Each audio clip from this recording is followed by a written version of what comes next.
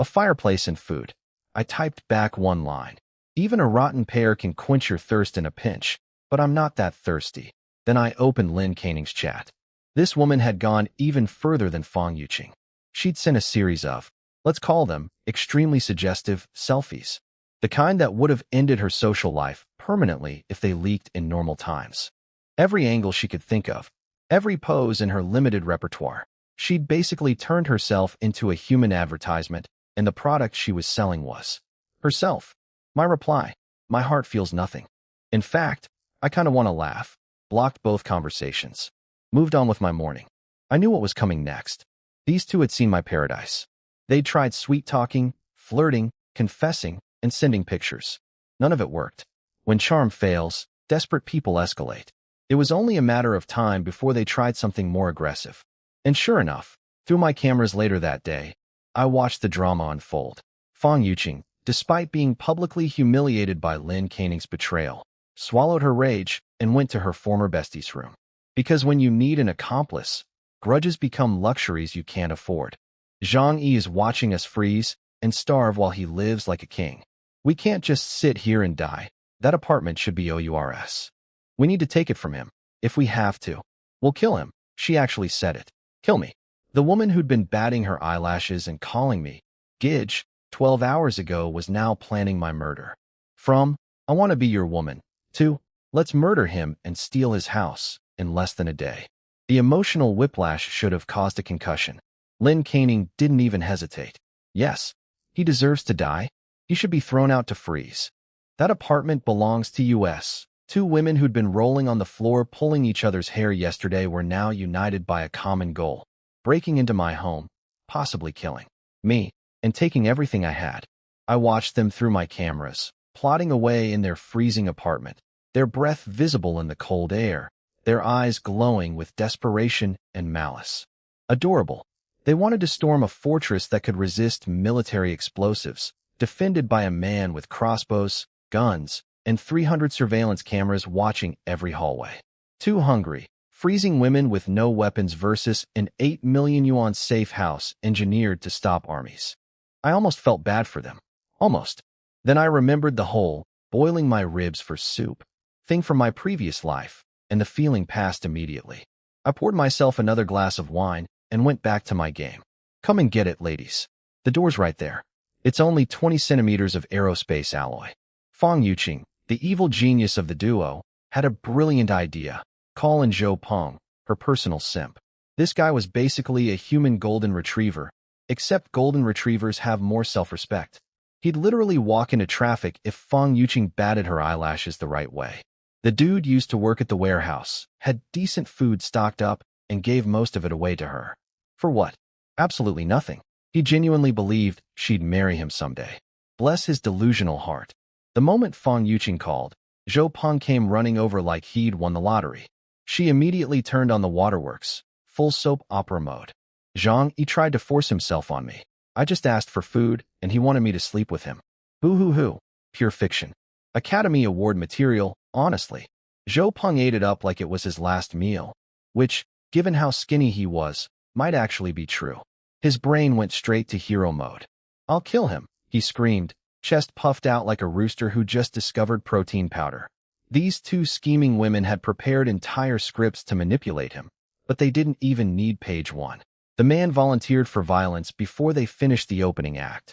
Then Fong Yuqing grabbed his arm, pressed up against him through about 8 layers of winter clothing, and whispered sweet poison.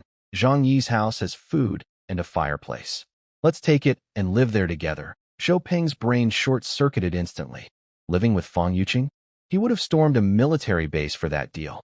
Lin Caning, who hated me the most, because I told her she was too dark when she sent me her private photos. Which, yeah, maybe not my smoothest moment. She straight up said, just kill him. Girl went from zero to murder real quick. Zhou Peng hesitated for half a second, because, you know, killing people is generally frowned upon. But Fong Yuqing threw a tantrum, accused him of not really loving her. And that was all it took. Simp override activated. Murder? Sure, why not? They armed up like the world's saddest raiding party. 2 kitchen knives and a steel pole ripped from a clothing rack. Real professional stuff. Zhou Peng stuffed a cleaver inside his puffy jacket, and they marched toward my place looking like the Three Stooges cosplaying as assassins. When they arrived, the two women hid on either side of my door with their weapons, staying out of my peephole's view. Zhou Peng knocked and called out all friendly-like, "Hey Zhang, you home?" "It's me, Zhou Peng." Now me and Zhou Peng? We were never friends. We worked together and competed over the same woman. Him showing up at my door during the apocalypse was about as trustworthy as a wolf delivering pizza. I didn't open the door. Instead, I flipped on my TV and pulled up the security cameras. And there they were, two women pressed against the wall on either side of my entrance, gripping knives and a steel pipe, faces twisted with killing intent. Like a really bad ambush scene from a low-budget action movie. A chill ran down my spine, not gonna lie. These people actually came to murder me. Over a house and some canned food. Humanity really speed ran its moral decline this apocalypse. But then the chill turned into a cold smile. Kill me? With two kitchen knives and a clothing rack pole? Please. They had no idea what they were walking into. Who was going to kill who here? That was very much an open question. Zhou Peng kept banging on my door like he was trying to audition for a woodpecker role. "Zhang Yi. It's me, Zhou Peng. Open up. I have something important to tell you." "Yeah, buddy." The something important is two women hiding beside my door with kitchen knives.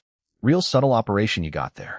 I grabbed my gun, clicked off the safety, that beautiful little click sound, and strolled over to the door. "Who is it?" I called out, all casual, like I hadn't just watched their entire ambush setup on my security cameras. Outside, Zhou Peng was waving his hands down low, signaling the two wannabe assassins to get ready. Those girls were nervous. First time planning a murder will do that to you. But the thought of my warm house and my gourmet food collection turned their eyes stone cold. Nothing motivates like canned abalone, apparently. Zhou Peng started his sob story. "We're out of food, man. Can you spare something?" For old time's sake. Meanwhile, his hand was creeping toward his hidden cleaver. Real smooth, Shakespeare. I leaned against the door. "Sorry, bro, we're out of food too," which was obviously a lie. And those two women outside knew it because they'd seen my kitchen stacked with dried scallops, abalone, and premium seafood. But hey, my house, my rules, my lies. Then Zhou Peng pulled out the big guns, a box of ibuprofen. In this frozen hellscape, medicine was basically gold. He dangled it like bait. "I'll trade you. 2 packs of instant noodles, that's all I want. 2 packs for ibuprofen worth at least 5? He really thought I was stupid enough to open my door for a bargain deal. Now here's where my genius kicked in. Killing them would have been easy. Gun, crossbow, pick your weapon. But death? Death is a release. These cockroaches deserved something worse. Something memorable.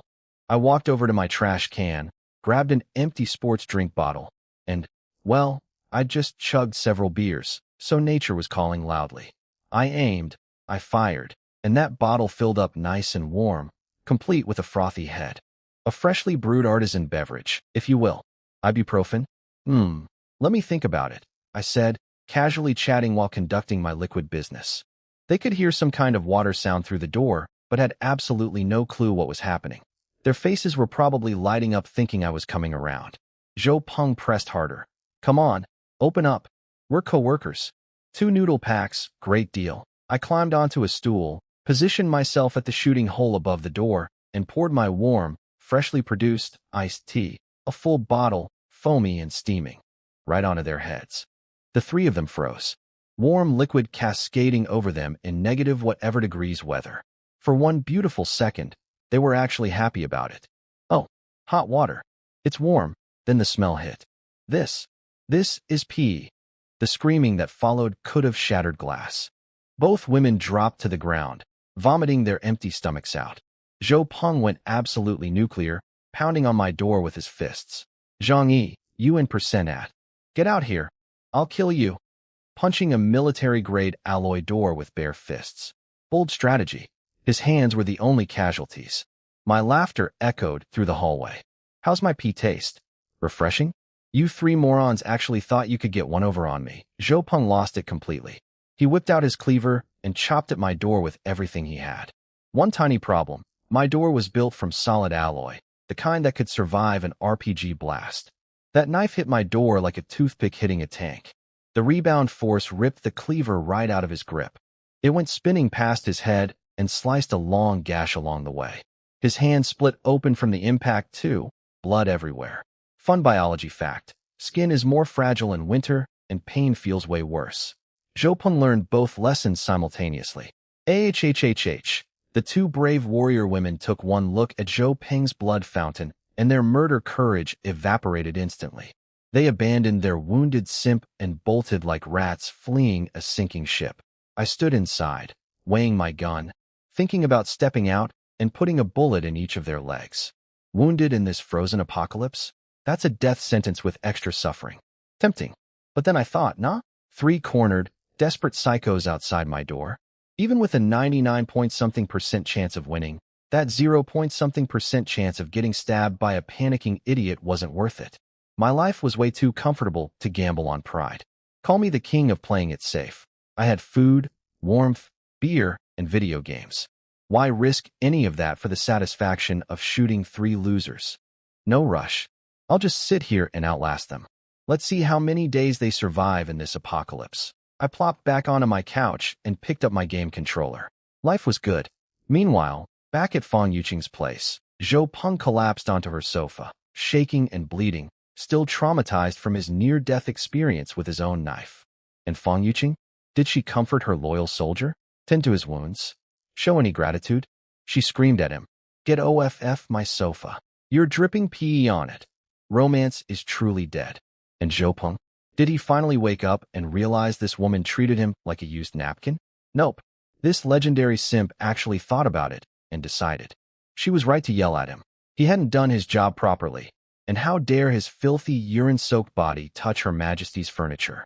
He stood up, apologized, and practically bowed his way out the door when they told him to leave so they could change clothes. The man has the self-respect of a doormat, and even doormats occasionally get washed. The two women changed their clothes. But here's the thing about pee. It's not just on the fabric. It got in their hair, on their skin, trickling down their necks into places nobody wants to think about. And taking a bath in this weather? That's basically a creative suicide method. They had to just marinate in it. Beautiful. I sent Fang Yuqing a little follow-up message, just to brighten her day. That was just pee. Next time, I'm upgrading to the solid version, Omega. Honestly, I was kicking myself for not being prepared.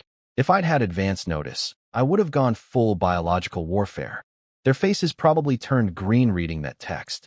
The message counter on my phone started climbing like a stock market rally. Didn't even need to open it to know every single one was profanity.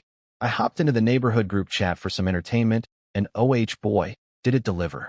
Auntie Lin, the community committee lady whose house got raided by Qin Zhenghao, had completely lost her marbles. She was blasting voice messages nonstop, demanding everyone hand over their food supplies to her. I'm the neighborhood committee director. When the snow melts, I'll have you all arrested. Lady, the government can't even reach us, and you think your little committee title means something. That card expired about 2 weeks ago. Nobody was buying it anymore. People were roasting her alive in the chat. Go die, you old hag. You scammed a whole box of noodles from us, and then someone dropped the nuclear bomb. If you hadn't told everyone not to stockpile supplies and said the snow would stop soon, we wouldn't be starving right now. That opened the floodgates. Turns out, back when the snow first started, some people wanted to go shopping and stock up. But Auntie Lin kept posting in the group that the blizzard would pass quickly and threatened to report anyone who hoarded. People listened. Then the roads got buried and nobody could leave. She basically sentenced the whole neighborhood to starvation with her big mouth. The chat turned into a bonfire, and she was the firewood. Then the rich kid Su Hao popped up, throwing money around like confetti, buying supplies. 10,000 yuan per pack of instant noodles. 5,000 for a bottle of water. Desperate times call for desperate spending. His cash was turning into wallpaper, and he knew it. I shook my head. Money? In this economy? But sure enough, some genius actually responded. I've got food. I'll sell. Always someone willing to gamble their life for cash, betting the blizzard would end soon. Only I knew the truth. This winter was going to drag on forever, and when it finally ended, the world would take ages to recover. Money was literally less useful than toilet paper. At least toilet paper serves a function. Speaking of toilet paper, a hilarious thought crossed my mind. My warehouse had enough toilet paper to last decades. But my neighbors? They'd run out eventually. What would they use to? You know? Then again, when you're barely eating, you're barely producing. Problem sort of solves itself, I guess. The fragile peace in this community was crumbling fast. Once food ran out completely, people would turn into animals. I'd seen enough apocalypse movies to know where this was heading.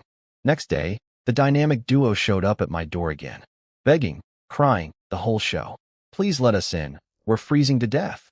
For old time's sake, just give us some food. Freezing to death? That was literally my plan for them. Why would I interrupt that?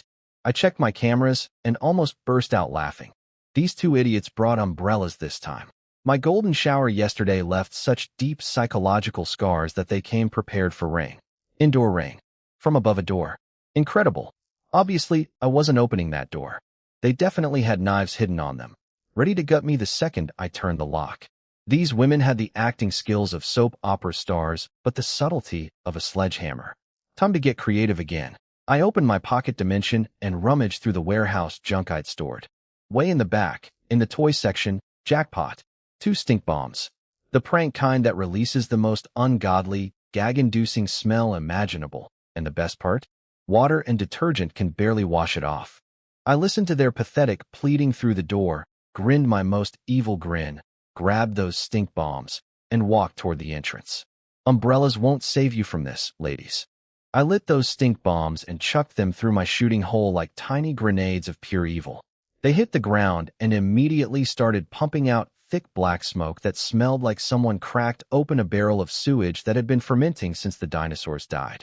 Fong Yuqing and Lin Caning started vomiting before they could even finish cursing my name. Bleg. What I asked that? Bleg. Zhang Yiyur. Bleg. So shameless. Music to my ears. Their little umbrellas were useless against chemical warfare.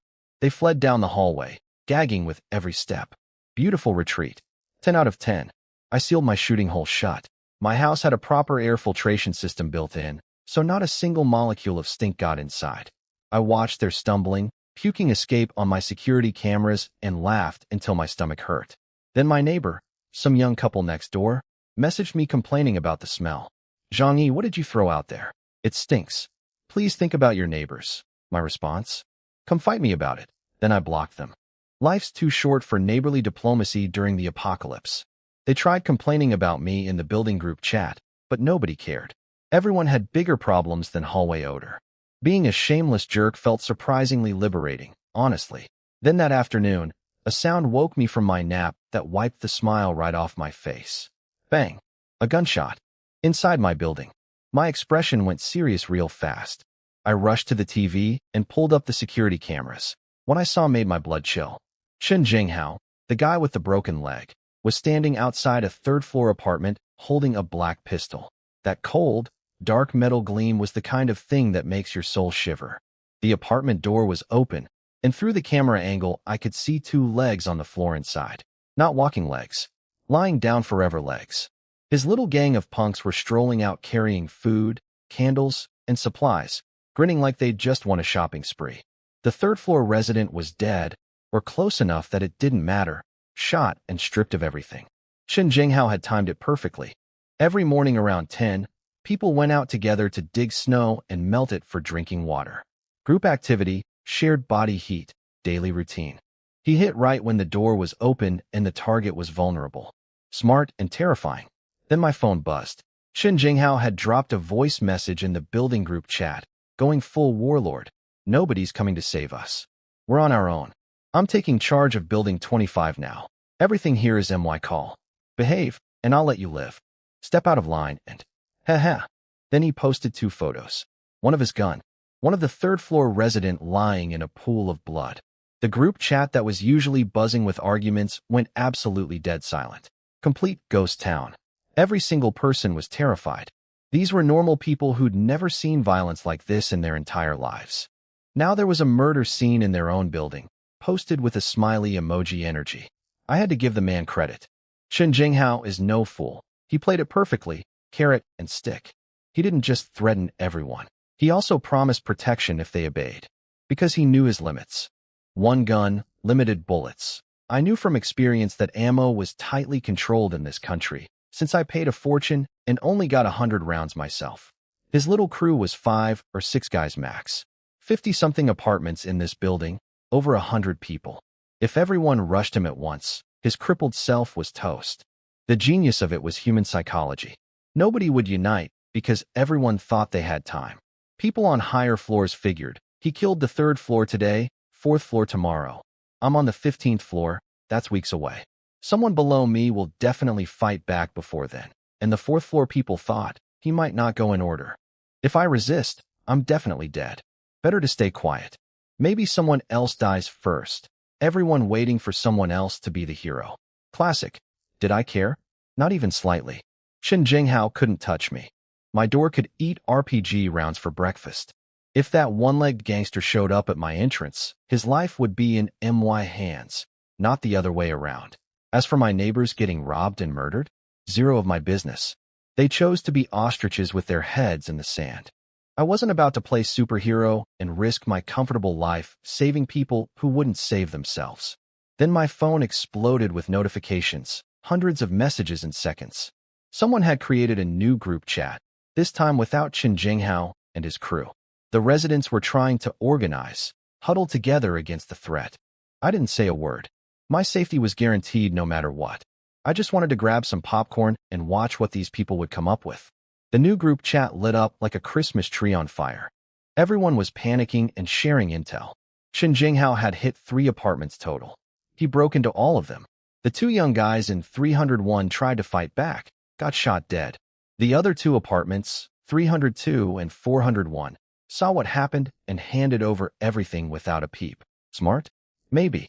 But no food and no water in this apocalypse meant they were just dying on a delayed schedule. Then the keyboard warriors assembled. We must unite against this tyrant, someone typed, probably while hiding under 3 blankets. Instantly, the replies rolled in like a motivational poster factory exploded. Yeah, there's so many of us and only 5 or 6 of them. Together we are unstoppable. I'll hit him with a left front kick, then a right roundhouse. He won't know what hit him. The guy's got a broken leg. Without that gun, I could take him alone. Wow. Such bravery. Such courage. I was truly moved. Truly. Then someone asked the million-dollar question. So, when do we go? Crickets. The chat went quiet so fast you could hear the digital tumbleweeds rolling through. Funny how everyone's a UFC champion until someone suggests actually showing up to the fight. All that talk about kicks and takedowns evaporated like spit on a hot stove. Well, we shouldn't rush into things. We need to plan strategically. Only fools charge in. We must use our wisdom. I almost spit out my drink. 5 minutes ago, someone was choreographing their kung fu combo. And now suddenly everyone's Sun Tzu? Give me a break. Then Uncle Yu, the community security guard, stepped up. He was an army veteran, tough and straight shooting, respected by everyone. He posted a serious message. We can't let Chen Jinghao keep doing this. Even if he doesn't shoot you, once he takes your food and water, you're dead anyway. I'll take the lead. Who's coming with me? The chat erupted with support. Uncle Yu is amazing. A true soldier. You need weapons? Take my kitchen knife. I've got a long quan sword I bought on vacation. Cuts through iron like butter. It's yours. Just sneak up behind Chen Jinghao. He's crippled. Easy target. Everyone had advice. Everyone had weapons to donate. Everyone had brilliant tactical suggestions. But here's what nobody said. I'll go with you. Not one single person. Uncle Yu was getting frustrated. He's got 5 or 6 guys and a gun. I can't go alone. I need at least 10 or 15 young men to come with me. I've got military training. I'll lead the charge. The households with adult men suddenly went silent. Like their phones all died simultaneously. Miraculous coincidence. But the women? Oh, the women who had no men at home suddenly found their voices. Fang Yuqing and the other female residents turned into cheerleaders overnight. This is your moment. Men of Building 25. Show us your manly courage. We women are too weak and delicate for this. It's up to you, brave gentlemen. Be the knights in shining armor we know you are. Protect us, fragile flowers. The single guys and male renters reading this absolutely lost it. Oh, really? When it's convenient, you want ladies first. When there's a gun involved, suddenly it's men first? How about a no? You want equality? Great. Let's all go together then. You're so tough online punching down on men every day. Go punch Chen Jinghao instead. I'll risk my life for my own wife and kids. Random strangers demanding I die for them? Hard pass. The women fired back immediately. Are you even men? This is literally what men are for. Making women fight? You should be ashamed. You're all pathetic shrimp heads. I would never date someone like you. And just like that, the "Let's unite against the murderer" group chat became a gender war battlefield. The actual killer with the actual gun was completely forgotten while these people argued about who should go die first based on chromosomes. I watched this dumpster fire unfold in total silence. This was exactly how it played out in my previous life, too. This was exactly why Qin Jinghao managed to kill half the building and rule over the rest with one pistol. These people couldn't organize a potluck, let alone a revolution. They'd still be arguing about gender roles when he kicked down their doors. Poor uncle, you tried desperately to get things back on track. Can everyone please stop fighting? Qin Jinghao is the real problem here. But then some 22-year-old girl named Lu Tiantian, a recent college graduate who'd appointed herself queen of the gender war, attacked even him. Uncle, you, stop pretending to be a hero. You're a veteran. You should charge in first. All the men in this building should trade their lives one for one with Qin Jinghao's guys, so the rest of us are safe. Men exist to serve women, and I don't want to have to say it twice. I just stared at my phone screen. These were the people sharing my building. These were humanity's finest, arguing about feminism while a lunatic with a gun was literally going door to door executing people one floor at a time. Popcorn wasn't enough for this show. I needed a full dinner buffet. Lu Tiantian got absolutely roasted by the male residents. Apocalypse-level burns for the self-proclaimed little fairy princess. You really think you're something special? Risk our lives for you? You don't qualify. The end times apparently killed chivalry stone dead, and honestly, I couldn't blame them. Poor uncle, you just gave up talking. The man volunteered to lead a charge against an armed killer, and somehow ended up getting attacked by the very people he was trying to save. He went quiet. Can't say I blamed him either. Me? I was having the time of my life reading this chat. Entertainment options were limited in the apocalypse, and this group chat drama was better than any reality TV show I'd ever watched. My professional assessment of everyone involved deserved whatever was coming to them. Every last one. The argument spiraled into pure verbal sewage. Weeks of stress, fear, hunger, and cold. All of it came erupting out like a volcano of profanity. They called each other things that would make a sailor blush. Eventually, they completely forgot why the group was created in the first place. Started as, how to survive the armed maniac downstairs. Ended as, men versus women. Ultimate insult championship. Productive. I tossed my phone aside and headed to the kitchen. Time for something actually worthwhile. I pulled fresh ingredients out of my pocket dimension. Potatoes so fresh they still had dirt on them.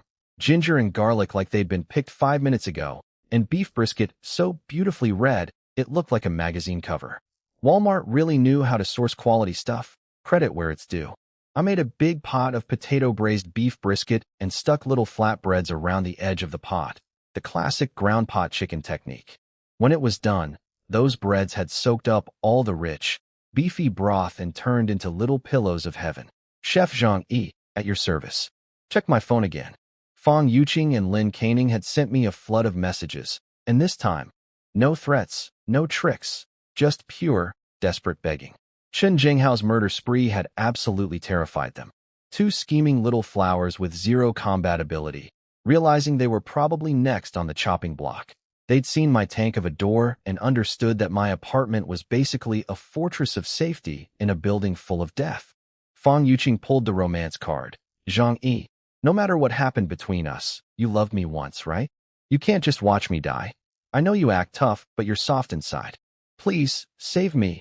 Lin Caning went even lower, absolutely zero pride remaining. Zhang Yi, I don't want to die. Let me live with you, and I'll do anything. Just don't let those people kill me. Could I feel their terror? Absolutely. If my house wasn't reinforced, if I didn't have my supplies, I'd be just as desperate. Fear of death is universal. Did I feel sorry for them? Ha ha ha. No. This was exactly the show I'd been waiting for.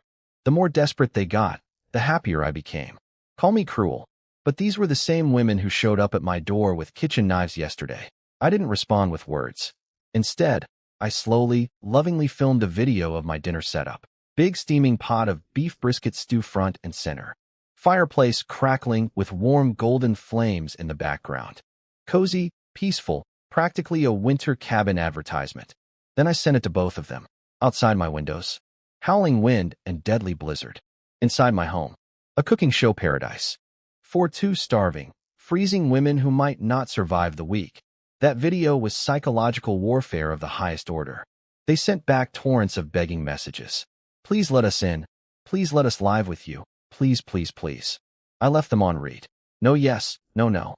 Just silence. Keep that tiny flicker of hope alive. Make them keep crawling back. Maximum suffering requires maximum hope. That's just science. Daytime passed uneventfully. Chen Jinghao's crew had grabbed enough supplies to hold them for a while, so they weren't rushing to hit more apartments. Smart move. Push too hard too fast, and you force everyone to unite against you. His strategy was textbook. Recruit some, calm some, kill some. Rotate as needed. But that night, my security cameras caught something that wiped the amusement right off my face. Chen Jinghao's boys were carrying two bodies out of his apartment. I looked closer. These guys looked familiar, but they weren't from our building. Then it clicked. They were some of the thugs Chen Jinghao had brought from outside when the snow first started. The ones I'd blasted with my fire hose that day. In negative 60 or 70-degree weather, getting soaked like that was basically a death sentence. Cold turned to fever turned to. Well, turned to what I was looking at now. Two dead gang members. Here's where it got disturbing. They stripped every piece of clothing off both bodies. Then, instead of tossing them out a window where the snow would bury them, they left the naked corpses at the stairwell entrance. At first I couldn't figure out why. If you're dumping bodies, the window is right there. Snow covers everything. Easy disposal. Why keep them inside? Then the realization hit me like a freight train, and every hair on my body stood straight up. Backup food supply. The entire building was a giant freezer. Bodies wouldn't rot. Chen Jinghao was storing human meat for when the regular food ran out. My skin crawled. But I calmed down faster than most people would, because, well, I'd been through the apocalypse once before, and let's just say I knew exactly what hungry humans were capable of. History books are full of famine records where people traded children to eat. Peacetime made everyone forget those pages ever existed. Chen Jinghao, you absolute psychopath.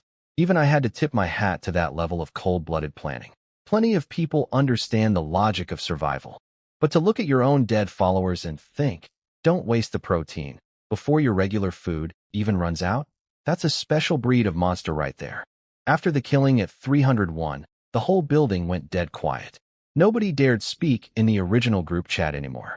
Chen Jinghao knew everyone had made a secret chat without him, but he couldn't stop it, so he switched to charm mode in the main group. Look, I'm not a monster. That 301 guy attacked my people first. I had no choice. Let's all get along. Just share some food when we ask, and nobody gets hurt. Deal? And some people actually bought it. Stockholm Syndrome kicked in faster than a pizza delivery. Maybe Chen Jinghao isn't so bad? Yeah, the guy who just shot two people and is stockpiling naked corpses in the stairwell is definitely trustworthy. Brilliant logic. I stayed silent, watching everything like a nature documentary narrator observing animals at a watering hole. I wasn't worried. My fortress was impenetrable, but I mentally bumped Chen Jinghao up a threat level. If he ever comes knocking at my door, I'll just find an opportunity to put him down.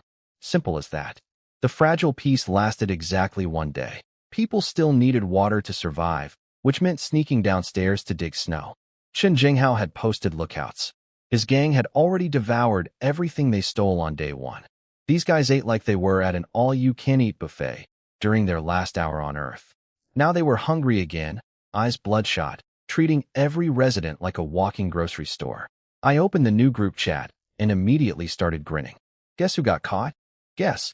Lu Tiantian. Miss, men exist to serve women. Miss, all males should trade their lives one for one. The 22-year-old feminist warrior princess of the 7th floor. She lived alone, right above Chen Jinghao on the 6th floor. Tried to sneak out in the dark to get water. Got nabbed instantly. She was exactly the kind of easy target they'd been eyeing. Solo female, no protection, no muscle. And after being cooped up for 2 weeks, Chen Jinghao's boys had additional motivations beyond just food robbery. Lu Tiantian wasn't a knockout, but she was young enough, and in the apocalypse, standards drop faster than the temperature. The thugs grabbed wrenches and iron bars and came stomping upstairs with big grins on their faces. Lu Tiantian slammed her door shut and did the one thing she spent yesterday telling everyone else not to do: beg men for help. Someone please save me. They're breaking down my door. They'll kill me. At Uncle You. You're a veteran. They can't beat you. Help me. If something happens to me, you're all next. The crying, the begging, the desperate voice messages. Quite the transformation from yesterday's keyboard warrior who told every man in the building that their only purpose was to serve women and die on command. Uncle You responded with the patience of a saint. Miss, I can't fight 6 armed guys with a gun by myself. If we'd organized yesterday like I suggested, Lu Tiantian's heart sank. She switched back to her greatest hit. You can't even protect one weak woman? What kind of men are you? If I die, my ghost will haunt every single one of you. Whatever sympathy people had evaporated the moment she started guilt-tripping again. Combined with yesterday's verbal abuse, the men in the chat chose violence, verbal violence, aimed squarely at her. All right, we're all useless. But you're so powerful, little fairy. Surely you don't need our help. Didn't you say you could fight? Go punch them. Yesterday you were screaming so loud I thought you were tough. Turns out you still need us worthless men to save you. Just die already. One less of you. Happiness for everyone. The chat filled with laughter. Actual laughter. Nobody felt bad. Some people were genuinely relieved. If Chun Jinghao's crew was busy with her apartment, that meant their apartments were safe for now. Human compassion at its finest. Lu Tiantian turned to the women for help. The sisterhood responded with peak solidarity. We're all sisters here, but there's nothing we can really do. Stay strong, girl. Sending thoughts and prayers. You have to hold on. If they break in, they might. Do stuff to you. Yeah. With that many guys, they'd totally wreck you. Some were giving empty comfort. Others were literally terrorizing her with graphic descriptions of what was coming. Weeks of confinement and death threats had twisted people's minds into pretzels. Empathy was extinct. Entertainment was the new currency, and Lu Tiantian's nightmare was today's blockbuster. People actually started encouraging her to die productively. If you're going down, take one of them with you. Do it for the team. Yeah, you're dead anyway once they take your food. Might as well go out swinging. Lu Tiantian was shaking with rage and terror, trying to type one more message, when, boom, her door got kicked in. From my cameras, I watched her scream once before several thugs grabbed her by the legs and dragged her out of her apartment. I bit into a chocolate bar, staring at the monitor. This cold outside, and they're still thinking about cardio? These guys have some serious energy reserves. Though biologically speaking, it made sense. Creatures facing death prioritize passing on their genes. Nature's programming runs deep, even in monsters. I took another bite. At this temperature, any exposed skin is life-threatening. Nobody in the building shed a single tear for Lu Tiantian. A young woman dragged away by wolves. Everyone knew what happened next. But instead of grief, the collective reaction was basically a big exhale of relief. Well, she'll keep Chun Jinghao's crew busy for a while. Humanity's finest hour, truly. That afternoon, my phone buzzed again. Someone dragged me into another group chat. I swear, these people's survival strategy was just creating WhatsApp groups. Like forming a chat would somehow stop bullets. Revolutionary thinking. This one was smaller, 6 or 7 people. I scanned the member list and immediately rolled my eyes so hard they almost did a full rotation. Zhou Peng, Fang Yuqing, Lin Caning, my 3 favorite attempted murderers, plus a few other neighbors. What a dream team. Fang Yuqing kicked things off. At Zhangyi, it's too dangerous out here. Chun Jinghao will come for us eventually. We need to unite. I'm good, I replied. Pretty comfortable over here, actually. Lin Caning tried next. But you're alone. Chun Jinghao has 5 or 6 guys and a gun. You're not safe either. I almost choked laughing. Not safe? Maybe someone should ask Chun Jinghao how he lost that leg. The man hadn't dared come near my floor since, and these people were trying to convince me that I needed their protection. Comedy gold. What exactly do you want? I asked, already knowing the answer. Fang Yuqing laid it out. We should all move in together. Safety in numbers. And your apartment has a balcony, a super strong door. It's the perfect base. There it was. The real play. Fang Yuqing had obviously been running her mouth to everyone about my fortress apartment, my food stockpile, my heating system. These people didn't want to unite. They wanted to move into MY house and eat MY food while contributing absolutely nothing except body odor and drama. Their abacus beads were clicking so loud I could hear them from 12 floors away. Some finance guy named Sun Jichao chimed in with his big brain. More people means they'll think twice about attacking. We can barricade the door together. Another one, Wang Min. We picked your place because of the balcony for getting snow water. We're not freeloading. We'd be protecting you. I replied with one word and about 7 question marks. Protecting me? Protecting me. These noodle-armed, freezing, starving civilians were going to protect the guy with the reinforced alloy door, the gun, the crossbow, the unlimited food supply, and the pocket dimension warehouse. That's like a goldfish offering to protect a shark. The absolute audacity. Fang Yuqing knew I'd never willingly let her in, so she'd assembled this little coalition to guilt-trip me as a group. Strength in emotional manipulation, I suppose. Lin Canning went full bleeding heart. Zhang Yi, okay, I admit we need your help. But think about it. You'd be saving 7 or 8 lives. Can you really watch us get killed by Chen Jinghao? We've been friends and neighbors for years. Friends? Friends? Half these, friends, were in this very group. Some of them I knew from work, some were neighbors I'd chatted with casually. They all started piling on, pulling the friendship card, the neighbor card, the "remember that time I said hi to you in the elevator" card. Too bad for them. I wasn't the soft-hearted Zhang Yi from my previous life anymore. The guy who shared his food and got eaten alive for his generosity. That version of me was dead and buried. Most of these people were the same ones who turned on me last time around. Everyone's survival depends on their own ability now. You bring 0 value to my life. Why exactly should I protect you? Then I hit leave group. Want to shear my wool. Keep dreaming. The trick to being immune to moral blackmail is simple. Just don't have morals. Can't guilt trip the guiltless. Checkmate. After that delightful social interaction, I grabbed a box of chips from my pocket dimension, settled into my imported recliner by the window, and munched away while admiring the view. Setting aside the fact that it was 70 below outside, the scenery was genuinely gorgeous. Pure white snow covering everything. No dirt, no ugly buildings poking through. Just a pristine silver blanket over the entire world. 5 stars, would recommend. Then a black appeared falling from the 18th floor of the building across from mine, accompanied by a scream that made my chips taste slightly less enjoyable. Someone had either jumped or been thrown.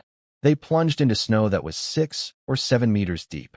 At -70 degrees, buried in snow, that person was absolutely finished. Other buildings were going through the same nightmare as ours. Supplies running out everywhere, violence erupting, people killing each other over scraps. Anywhere humans existed, things were spiraling toward hell on earth. I crunched another chip and started mentally updating my threat assessment. It wasn't just my building I needed to worry about anymore. Once the desperate survivors from other buildings started looking outward for resources, things would get even messier.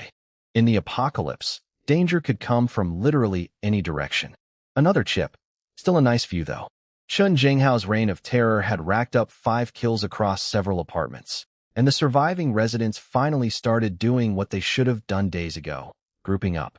Their brilliant strategy: pile into one apartment, block the door with heavy stuff, and use balcony snow for water. Revolutionary warfare tactics straight out of the "We Have No Other Ideas" handbook. Fang Yuqing's crew moved into apartment 18F, home of Wang Min, Zhou Peng's cousin. She was some kind of independent businesswoman who sold cosmetics, had a decent 3-bedroom place, same layout as mine. The rest of the group were her co-workers and trusted friends. Even in the apocalypse, there was a VIP guest list. Fang Yuqing and Lin Canning only got in because Zhou Peng vouched for them. And their entry ticket? Intel about MY apartment. Of course, the whole gang sat in Wang Min's freezing living room, bundled up like human burritos, and immediately started scheming about how to get into MY house. Because apparently that's what passes for survival planning these days. Wang Min cut straight to business. I let you 2 in because of my cousin, and because you promised you'd convince Zhang Yi to let us all move into his place. That's a no-go now. So what's the plan? Fang Yuqing went full real estate agent mode. Wang Min, his apartment has so much food. A working fireplace. It's basically a 5-star hotel in there. Then those 2 traders pulled out every photo and video I'd ever sent them. my beef stew, my crackling fireplace, my cozy paradise, and showed it to the entire group like it was a tourism brochure. Everyone huddled around those phone screens with eyes glowing like raccoons spotting a dumpster. My beautiful home, being window-shopped by a gang of would-be home invaders. Wang Min frowned, but he already said no. Flat out refused. Then glasses guy Sun Ji Chao, the finance bro, pushed up his little gold-rimmed spectacles and dropped his voice all dramatic. Someone that's selfish, who doesn't care about anyone else's life. We don't need to be polite about this. He's alone in there. We could use special methods. Translation, break into my house and take it by force. Everyone understood. Nobody flinched. His buddy Lu Tao jumped right on the bandwagon. Great idea. A selfish jerk like that doesn't deserve such a nice place. Who does he think he is? Incredible logic. I prepared for the apocalypse, reinforced my home, stocked supplies, and therefore I don't deserve any of it. These people who did nothing should have it instead. Makes perfect sense if you have the IQ of a boiled egg. Wang Min raised the practical concern. Zhou Peng said the security door is really tough. We're not exactly professional burglars, Zhou Peng helpfully added. Yeah, and last time we went over there, he peed on us from above the door. Fang Yuqing and Lin Caning instantly went green. Even now, weeks later, my signature fragrance was still lingering in their hair and skin. Only their frozen, stuffed-up noses were keeping them from gagging 24/7. My legacy lived on. Sun Jichao smirked and adjusted his glasses again. This guy pushed up his glasses more than an anime villain. Simple. We bundle up tight, wear masks, carry umbrellas. His tricks won't work. As for the door, he looked at Lu Tao, who coughed and dropped the bombshell. I used to work at a locksmith company. I can pick any standard lock on the market. Fang Yuqing nearly jumped out of her 17 layers of clothing with excitement. Perfect. Once that door is open, we all rush in. Let's see Zhang Yi fight off all of us. Then she went full villain monologue. When we get inside, I'm shoving his head into the toilet and making him eat. Zhou Peng, ever the obedient simp, eagerly volunteered. I'll handle the supply side of that operation. Fang Yuqing was disgusted by this man's existence, but still needed him. So she smiled sweetly. Great. Make sure to eat lots of beans and onions beforehand. These people were having a wonderful time planning my home invasion. Laughing, joking, bonding over the shared dream of robbing me and dunking my head in a toilet. What beautiful team spirit. They grabbed umbrellas, wrapped themselves head to toe in every piece of fabric they owned, packed lock-picking tools, and marched toward my apartment like a heavily bundled SWAT team designed by someone who'd never seen a SWAT team. My alarm system picked them up the second they hit my floor. I flipped on the cameras and saw a group of figures so wrapped up I couldn't tell who they were. My first thought, Chen Jinghao's crew, round 2. Perfect timing. Didn't finish you off last time. Here's your second lesson. I grinned, already planning my defense. Though honestly, I still didn't want Chen Jinghao dead yet. If he died, who would terrorize all these terrible neighbors? The man was providing a valuable public service. Can't cancel the entertainment.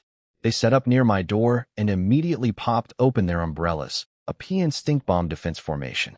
Credit to Fang Yuqing for sharing that intel. She genuinely believed that water and stink bombs were my only tricks, because a normal apartment could only hold so many weapons. Oh, sweet naive Fang Yuqing. If only you knew what was behind that door. My hallway had more hidden cameras than a reality TV set. War Dragon Security Company didn't mess around. Pinhole cameras at every angle, covering every inch. These umbrella-wielding clowns thought they were being sneaky, but I had 4K surveillance of their entire operation. One of them pulled out some shiny metal tools and started jabbing them into my keyhole. A lockpicker. How professional. How adorable. Lockpicking, huh? I raised an eyebrow and smiled. My door had 5 layers of security that would make a Swiss bank vault feel insecure.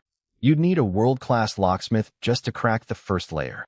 And even if some miracle happened and they got past all the locks, I'd jammed a steel bar, 10 centimeters thick, through the inside.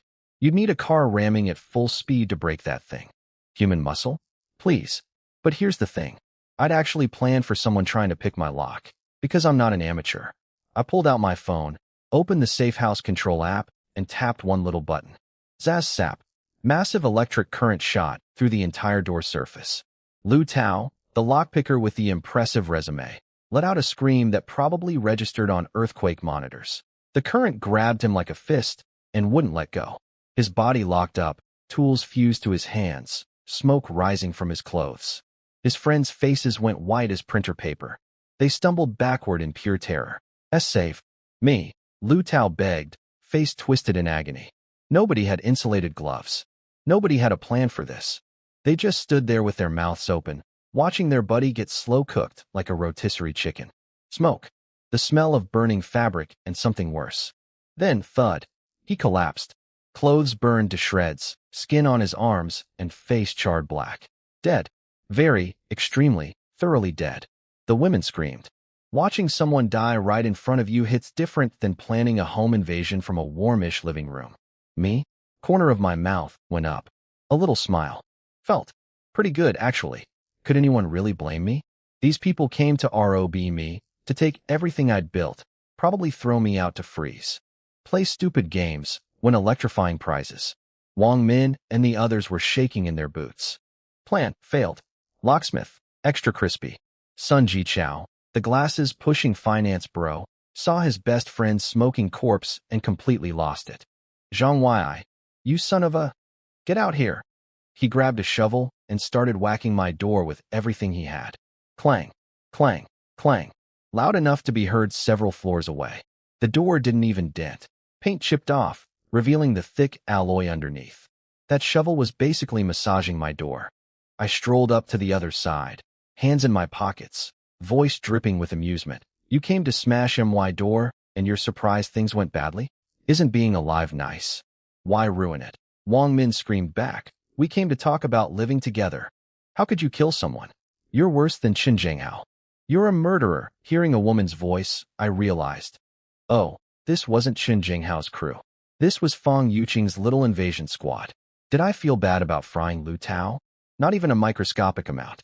The man was literally picking my lock to break in and steal my house. That's the dictionary definition of asking for it. I fired back without mercy. You came to my house, tried to break down my door, and you're the victim? You tried to rob me, and your guy died. That's called consequences. And you have the nerve to stand out there barking at me? That's hilarious. Sun Jichao tried to play it cool. Zhang Yi, we had no bad intentions. We just wanted to chat. But you killed Lu Tao without warning. Don't you owe us an explanation? I burst out laughing. Chat. You showed up uninvited and picked my lock. That's your version of chatting? Let me guess. After chatting your way through my door, next step was killing me or tossing me outside to freeze. Then you'd all move into my safe house and enjoy my supplies. Am I close? They exchanged glances. Because yeah, that was exactly the plan. Sun Jichao's frown deepened. His buddy was dead, and he wanted revenge. But more importantly, he still wanted through that door. He took a deep breath and tried the threatening approach. Zhang Yi, this is your last chance. Open this door, or the consequences will be more than you can handle. Fang Yuqing chimed in with her finest acting. Zhang Yi, we won't hurt you. We just want to live together and face this disaster as a team. Don't be so stubborn. Lin Caning sweetened the pot. We'll even let you keep the master bedroom. And first dibs on all the supplies. These people were standing outside my house, offering to let me keep the master bedroom in my own home. The generosity was overwhelming. Truly, they were dividing up my apartment like it was already theirs. Are your brains broken? This is my house. And you're standing out there acting like landlords assigning rooms? Come at me with whatever you've got. Let's see if any of you can actually get through this door. While trash talking, my hands were busy. Gun loaded, chamber racked. Crossbow ready and aimed. If they found a way past my door, which they wouldn't, it would be the last door they ever walked through. Through my surveillance mics, I could hear them huddling up and whispering their next move. The most cowardly one, some guy named Gu Jiaoyang, was panicking. Lu Tao's dead. Nobody can pick the lock. Let's just leave before Qin Zhenghao's people notice us. Sun Jichao shut him down. Relax. We're on the 24th floor. Qin Zhenghao's guys would be exhausted climbing up here. They'll target lower floors first. Wang Min, looking grim, said something that actually made me chuckle. This Zhang Yi is really something. It's like he knew the apocalypse was coming. He's prepared for everything. Lady, you have no idea how right you are. Some of these geniuses were starting to connect the dots. Wait a minute. Fireplace in a southern city? Reinforced door? Unlimited food? It's like he knew this was coming. Wow. Give these people a detective badge. Zhou Peng, naturally, turned this revelation into another reason to hate me. That makes him worse. He knew the blizzard was coming and didn't warn any of us. Selfish, he spat on the ground for dramatic effect. Buddy, even if I had warned you, you would have spent your last paycheck buying gifts for Fang Yuqing instead of stockpiling food. Let's be real. Wang Min ignored him, because even SHE knew that in the same situation, she'd save herself first and got back to business. Can we just break the door?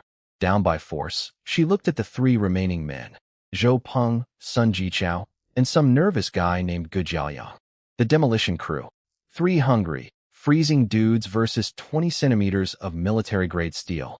Vegas wouldn't even post odds on that. I watched them leave on my cameras, gun in one hand, crossbow in the other. I could have picked off a couple of them right then. But honestly, life had gotten boring. I wanted to see what creative nonsense they'd try next. Plus, testing my defenses against different attack methods was useful research for dealing with actually dangerous people later. They came back carrying a massive wooden beam, ripped from a bed frame by the looks of it. The women held umbrellas overhead like a medieval siege formation, while the 3 men hoisted the log like a battering ram. Duong. The whole wall shook. Impressive noise. 0 damage. My door was 20 centimeters of solid steel plate.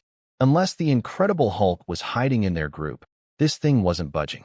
They rammed it again, and again, and again. I sat on my couch watching through the cameras while checking my Safe House app, War Dragon Security's custom software that monitored the entire structure in real time. Weapon steady in both hands, just in case. But the readings were perfectly fine. This was like watching ants headbutt a mountain. 5 minutes of non-stop ramming later, the door had a few white scuff marks. Not a single dent. Not even a dimple. How thick is this thing? Even a bank vault isn't this tough. Who puts a door like this in an apartment? Their howls of frustration were music to my ears. Pure despair and rage, the sound of people realizing they'd brought a bed frame to a tank fight. I smiled at the monitor. Stress test passed. My safe house was rock solid. All right, time for your graduation gift. I stood up, pocketed my pistol, and opened a special iron box.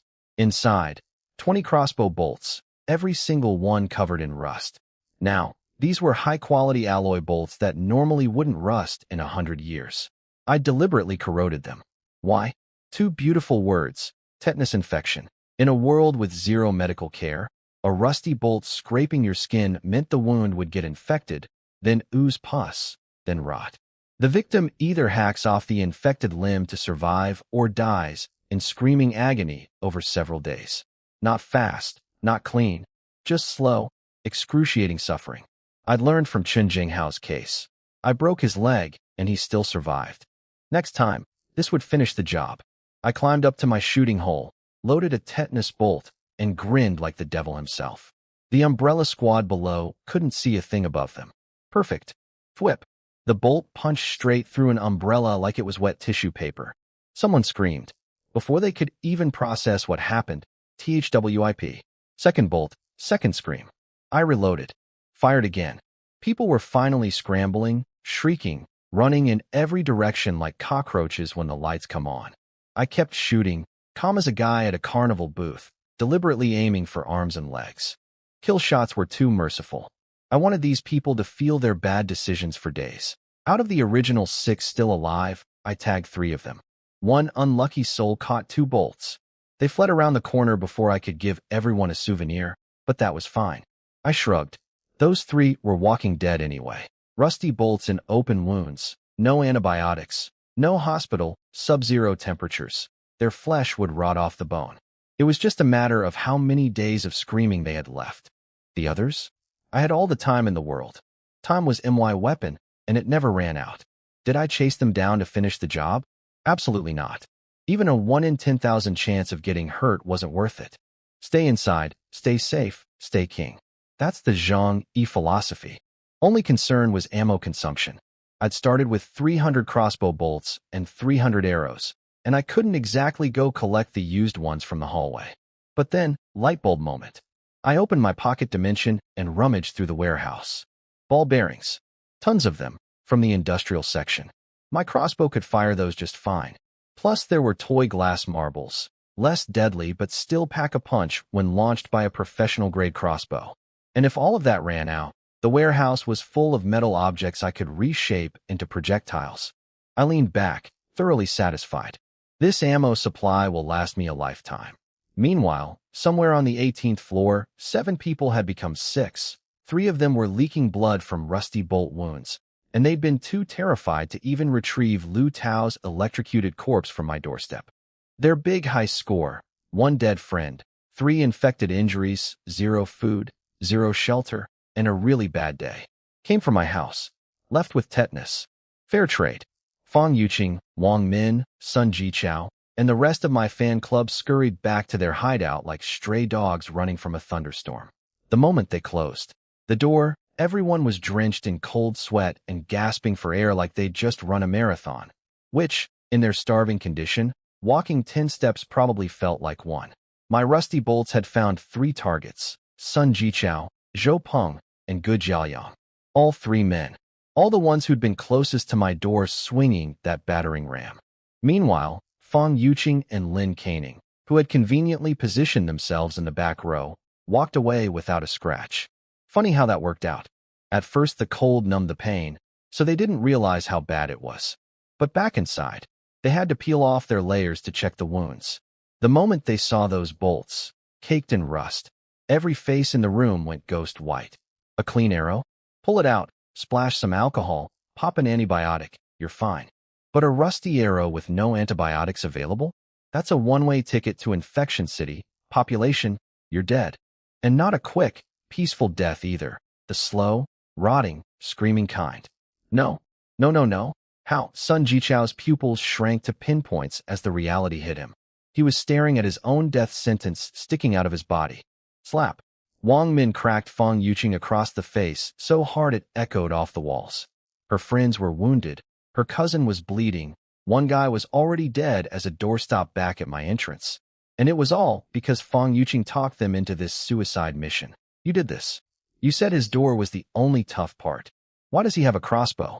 And why were you 2 standing so far back? You knew, didn't you? Wang Min was not a small woman. That slap had some serious horsepower behind it. Fang Yuqing stood there trembling, holding her cheek, tears streaming down. I didn't know. Last 2 times we went, he only used water and stink bombs. Zhou Peng, arrow literally sticking out of his arm, stumbled over to defend his queen. Cousin, stop. She really didn't know. This man was bleeding and his first instinct was still to white knight for Fang Yuqing. The simp gene was truly indestructible. Wang Min pointed at the 2 uninjured women, then explained why they don't have a single scratch while everyone else looks like porcupine targets. Lin Caning muttered under her breath. You didn't get hit either, so why are you yelling at us? Wang Min exploded. I got lucky. You 2 got strategic. Get out of my house. Sun Jichao stopped her, pulling her aside. We're all injured. Someone needs to take care of us. Translation: keep the uninjured ones around as nurses, then kick them out.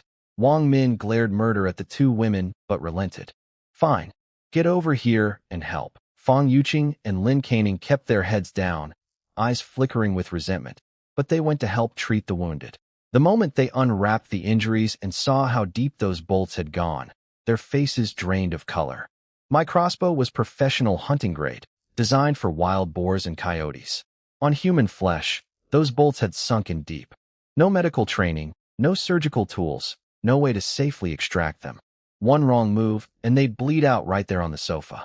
Wang Min made a call. We need Dr. Zhou. Dr. Zhou Kuer, was the building's resident medical professional. She'd saved that punk Lin Xiaohu's life earlier when his liver got ruptured. She arrived wearing a knee-length black puffer coat, tall and slender even under all those layers, carrying a metal medical kit on her shoulder. She took one look at the wounds and frowned. Arrow injuries? Again, Wang Min blinked. Again? Who else got hit with arrows? Zhou Kuer's expression flickered. Nobody. Hospital patient. Before all this, smooth recovery. Definitely not suspicious at all. She was probably thinking about Chun Jinghao's leg, the one I'd introduced to my crossbow during our first meeting. She examined the 3 wounded men. By now their faces were terrifyingly pale, bolts still embedded, still bleeding, in -70 weather. Each minute was a countdown. The wounds are too deep. Without proper surgical equipment, I can't guarantee safe extraction, Wang Min begged. Dr. Zhou, please just try. We trust you. Zhou Kuer shook her head slowly. I can pull the bolts out, but these are covered in rust. Without antibiotics to fight infection. I think you understand what that means. She didn't finish the sentence. She didn't need to. Everyone in that room knew. Infection without antibiotics in this frozen wasteland equaled certain, agonizing death. Wang Min broke down crying. Sun Jichao, Gu Jiaoyang, Zhou Peng, her closest friends, and her own cousin, all facing death in one afternoon. Losing that many people at once in the apocalypse was the kind of thing that shatters a person. Zhang Yi is a monster. He did this on purpose. Even if we took his house, we wouldn't have killed him. Sure, Wang Min. You just planned to break into my home, overpower me, and throw me out into -70 weather with nothing. But you definitely weren't going to kill me. Totally different. I would have just frozen to death naturally. Much more humane. Zhou Kuer heard my name and paused. She vaguely remembered me, some sunny, good-looking guy from the building. We'd crossed paths a few times, but never really talked because she had the social warmth of a refrigerator, which, given current temperatures, was basically room temperature. Without medicine, removing the arrows still carries extreme risk. You need to understand that. Cold, clinical, zero sugarcoating. The apocalypse had stripped away bedside manner. Everyone should be ready to die at any moment. That was just the reality now. Then Fang Yuqing's eyes suddenly lit up like she'd found buried treasure. Medicine. I remember. Zhang Yi has some. The moment Fang Yuqing mentioned I might have medicine, those wounded idiots lit up like dying light bulbs getting one last surge of electricity. Sun Jichao was practically vibrating. Is it true? He has drugs. Wang Min grabbed Fang Yuqing by the collar. You better not be lying. People are dying because of you. Fang Yuqing spilled everything she knew. About a month before the snow, Zhang Yi changed completely. Started hoarding like crazy. Delivery trucks every day. I saw a medical supply company truck pull up once, and they carried 2 huge boxes into his apartment. He definitely has medicine. Dr. Zhou Kuer confirmed the logic. Antibiotics aren't rare. If he really prepared for this disaster, he'd absolutely have stockpiled them. Sun Jichao went full crazy eyes. Then go get them. He's the one who shot me, so he owes me treatment. The audacity was breathtaking. You break into someone's house, they defend themselves, and now they owe you medical care? That's like punching a beehive and demanding the bees pay for your hospital bill. But the best part was their little moral gymnastics routine. Fang Yuqing actually said, and I wish I was making this up, we didn't hurt him. We were even planning to leave him some supplies after we took his house. He's the bad guy here. We're the righteous ones. Zhou Kuer heard all this, and her eyes did that thing where you can literally see someone's brain trying to process weapons-grade stupidity. But she kept her mouth shut, not her circus, not her monkeys, and just opened her medical kit to bandage the wounds. Her supplies were almost empty. She'd been treating neighbors for days and had basically nothing left. Without real medicine, the best she could do was pull the bolts out and wrap them up so these people could die slightly more comfortably. Wang Min came up with the obvious plan. Fang Yuqing, you go ask Zhang Yi for medicine. He used to have a crush on you. You're our best shot. Everyone agreed. Sun Jichao, Gu Jiaoyang. Even Zhou Peng nodded, despite the fact that he was basically sending his dream girl to flirt with his rival to save his own life. The simp paradox in action. Babe, go seduce the guy I hate, so he'll give me antibiotics. Thanks, love you. Fang Yuqing's face twisted up like she'd swallowed a lemon. After everything, my golden shower, my stink bombs, my crossbow bolts, she had to go crawling back to me? But she had zero leverage. Without Zhou Peng vouching for her, no group would take her in. A woman whose only skills were pouting and looking pretty was basically worthless in the apocalypse. Harsh truth, but truth doesn't care about feelings. Zhou Kuer picked up her scalpel. No anesthesia, no proper sterilization. Alcohol would freeze solid in this temperature anyway. She told Sun Jichao to bite down on a towel and started digging the bolt out of his flesh. The screams that followed could have woken the dead. Sun Jichao nearly bit that towel in half. Everyone in the room went pale, and suddenly getting Fang Yuqing out the door to call me became very urgent. She called my WeChat. Ring, ring, ring. Meanwhile, back in my kitchen, I was prepping lunch. First time killing someone today, and you know what? I felt completely fine. No shaking, no guilt, no nightmares brewing. Just a calm, satisfying sense of justice served. After everything I'd been through in my previous life, electrocuting one home invader barely moved the needle. The phone rang. I glanced at the screen, Fong Yuqing. My eyebrows went up and a grin spread across my face. Oh, just got destroyed by me and already calling back? Coming for round two, I picked up without hesitation. The more miserable they were, the more entertaining this would be. I put it on speaker and continued cooking. Hello? What's up? My voice was silk smooth, gentle, warm, like a customer service representative at a luxury hotel. As if I hadn't just killed a man and shot 3 others with tetanus arrows 30 minutes ago. That sweetness made them shiver worse than the cold.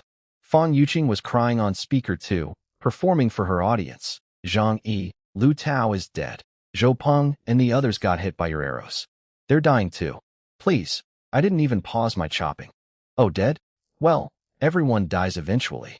Sooner or later, what's the difference? Then I leaned close to the microphone, knife still in hand, and whispered, you guys don't actually think you're going to survive this blizzard, do you? I could practically hear their spines freezing through the phone. That was the fear they'd all been burying. The building was an island, supplies were vanishing, and even without Chen Jinghao hunting them, starvation and cold would finish the job. Fong Yuqing's voice trembled through her sobs. Zhang Yi, I know I was wrong. It's all my fault for not accepting you back then. But I want to change now. Can you forgive me? Do you really think I'd forgive you? I asked, casually flipping a piece of food in my pan. Fong Yuqing sniffled through the phone like a broken faucet. Zhang Yi, Zhou Peng, and the others are badly hurt from your arrows. They're going to get infected and die. You bought so much medicine before. Please, lend us some. I promise we'll never bother you again. I actually had to stop cooking for a second. The sheer audacity of this request had temporarily broken my brain. Fong Yuqing, why do you think I used rusty arrows? Making them suffer a slow, painful death was the whole point. And now you're asking me for the cure? Is your brain functioning? They knew this. They absolutely knew this. But desperation makes people shameless. And these people had been shameless before the apocalypse, so imagine them now. She kept crying. We were wrong. Please spare them this once. We should be helping each other in these hard times. Don't be so cold-blooded. Would their deaths really make you happy? I didn't even let her finish. Yes, I am currently very happy. Dead silence. She had no comeback for raw honesty. Wang Min grabbed the phone next. Zhang Yi. It's Wang Min. Remember, I treated you to dinner once. I rolled my eyes so hard I saw my own brain. Yeah, she bought me one meal to get me to help her score cheap warehouse goods, which I did, making her a nice profit.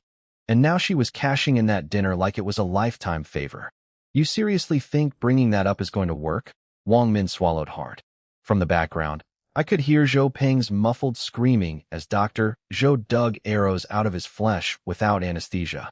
Absolutely delightful background music for my cooking session. Wang Min tried again. Zhang Yi, we're all in danger from Chen Jinghao. Be merciful, you might need us someday. Give us the medicine and I'll owe you forever. Owe me? You think I'm an idiot? I'm the one who shot those guys. There's a dead body outside my door. This grudge is permanent. No amount of pretty words changes that. Help you so you can come back for revenge later? That's the funniest thing I've heard all week. We're not like that. Wang Min protested. Doesn't matter if you are or aren't. What matters is I don't believe you're not. So no medicine. Conversation over. Wang Min's eyebrows shot up and she went full threat mode. Zhang Yi, don't push us. If you force us to die, who knows what we might do? I laughed. You already did everything you could do. Picked my lock, got electrocuted. Used a battering ram, bounced off. Shot at with arrows, ran away crying. If you had any more tricks, you would have used them already. Grandpa Zhang doesn't scare easily, sweetheart. Fong Yuqing snatched the phone back, switching to maximum seduction mode. Zhang Yi, do we really have to be like this? We used to be so close. Can't we start over? Qinger has always had you in her heart. Meanwhile, in the next room, Zhou Peng was biting through a towel during surgery. When he heard his woman confessing love to me, his eyeballs nearly popped out of his skull. His muffled screaming intensified, unclear whether from the arrow extraction or the betrayal. Fong Yuqing's shamelessness was honestly impressive. Her face was thicker than a castle wall. But it made sense. I was basically a billionaire in apocalypse currency, and gold diggers have PhDs in pestering rich men. Then a beautifully evil idea formed in my head. I knew Zhou Peng could hear everything. Time for some theater. I softened my voice. You know, Yuqing, I still have feelings for you. You just hurt me so badly before. I couldn't let go. That one sentence was a match lighting a bonfire of false hope. Fang Yuqing's whole body started trembling with excitement, completely ignoring the murderous stares from everyone around her. Zhang Yige, I knew you still loved Qing. You silly boy. All those things before were just me testing you. You're such a blockhead. You never understood my feelings. Wang Min and the others were getting physically ill from the cringe. Zhou Peng sounded like he was being murdered and cheated on simultaneously. Zhang Yige, let Qing'er move into your home. Qing'er will be your woman from now on. Whatever you want Qing'er to do, however you want to do Qing'er will obey. Okay, I smiled. Sure. Fang Yuqing literally jumped in excitement. More excited than a kid on Christmas morning. Lin Canning scrambled forward. Take me too. Take me too. Fang Yuqing shot her a freezing glare. In your dreams, sister. This lifeboat only fits one. Then I dropped the second part of my script. But Yuqing, I only love you. So I can only accept you alone. Those other sketchy people? Keep your distance from them. Times are hard. We don't need dead weight dragging us down. Right? Every face in that room changed colors simultaneously. Their whole plan was to piggyback on Fang Yuqing's seduction into my apartment. Now I was telling her to cut the MOFF? The free ride was canceled before it even left the station. But Fang Yuqing was so drunk on hope that she'd forgotten these people existed. She nodded like a bobblehead on a bumpy road. Yes, yes, yes. Whatever Gidge says. Qing'er listens to everything. Then come over right now. Forget about the others. Yes. I'm coming right now. Wait for me, Gidge. Her face was flushed pink with excitement. The promise of escaping her frozen hell had completely short-circuited her brain. She bolted for the door without looking back. Wang Min and company had reached maximum rage. This woman had gotten them into this mess. Lu Tao was dead. 3 people were shot with rusty arrows. And now she was going to skip away to paradise while they rotted? Lin Canning grabbed Fang Yuqing's arm. Fang Yuqing whipped around, face twisted into something inhuman. Let Gio, don't stop me from going to Zhang Yi's. I'm sick of this life. Crack. Wang Min's heavy palm connected with Fang Yuqing's face for the second time today. That woman could slap like a heavyweight boxer. You shameless tramp. You got us all nearly killed, and now you think you can just waltz off to his place? Not a chance. Wang Min and the crew were absolutely fuming. The math was simple. Fang Yuqing dragged them into attacking my house, got 1 guy killed, got 3 guys shot with rusty arrows, and was now trying to ditch everyone to go live in luxury, with the guy who just tried to murder them all. The nerve. Zhou Peng, mid-surgery with a towel clenched between his teeth, heard Fang Yuqing confessing love to me and nearly exploded off the couch. Yuqing, how can you do this to me? You said you hated Zhang Yi. You said you'd be my woman. Fang Yuqing, face red from Wang Min's slap, eyes wild with desperation, fired back without an ounce of shame. What's wrong with wanting to be happy? Staying with you guys is just waiting to die. Zhang Yi has food, warmth, everything. Why shouldn't I go? Then she turned to Zhou Peng with this sickening, please understand me, face and delivered the killing blow. Zhou Peng, you're a nice guy. You've been good to me. But if you truly love someone, shouldn't you want them to be happy? Can you give me what Zhang Yi can? Zhou Peng went white as a ghost, sputtering, unable to form words. Dr. Zhou Kutter snapped at him. Stop moving. One wrong twitch and I cut your artery and you're dead. Wang Min rushed over to hold her cousin down. Forget that witch. Stay alive first. Wang Min stared daggers at Fang Yuqing. Fine, you want to leave? Go ahead. But only if Zhang Yi sends medicine in exchange for you. Lin Canning blocked the door, chin raised. If you're leaving, I'm coming too. Fang Yuqing turned to the phone, voice dripping with honey. Zhang Yige, you heard them. They won't let me go. Just give them some medicine, please. I was standing in my kitchen enjoying this soap opera on speakerphone like it was premium entertainment. I smiled and said, medicine is very precious. How do I know they're not tricking me? Maybe they're tricking you. What if they hold you hostage and keep squeezing me for stuff forever? We can't fall for that. Qing'er, Zhou Peng screamed through his towel. Yuqing, don't believe him. He's just playing you. Everyone else could see it plain as day. But Fang Yuqing was a drowning woman clutching at a straw. Even if that straw was obviously fake, she wasn't letting go. You're so right, Gidge, she nodded frantically. Then she launched herself at Lin, caning like a rabid animal. Get out of my way. Move. The two former best friends turned into a tornado of hair-pulling, biting, and shrieking. Fong Yuqing sank her teeth into Lin Caning's arm. Lin Caning clawed back. They crashed to the floor, rolling around like two feral cats in a blender. Wang Min had to intervene because, oh right, there were 3 men getting surgery without anesthesia in the next room, and this catfight was shaking the whole apartment. She teamed up with Lin Caning, and they finally pinned Fong Yuqing down. Let me go. Let me go. Let me leave. Fong Yuqing screamed like she was possessed by a demon. Wang Min wound up her arm and delivered a barrage of slaps. Left, right, left, right, left, right, left, 6 or 7 thunderclaps across Fong Yuqing's face. That finally rebooted her brain. She went limp and quiet. You want to leave? In your dreams. Wang Min picked up Fong Yuqing's phone and called me directly. Zhang Yi. Fong Yuqing is with us. If you want her, send medicine. I shrugged. Too many of you. What if you kill me when I open the door? Too scary. Then I raised my voice nice and loud so everyone could hear.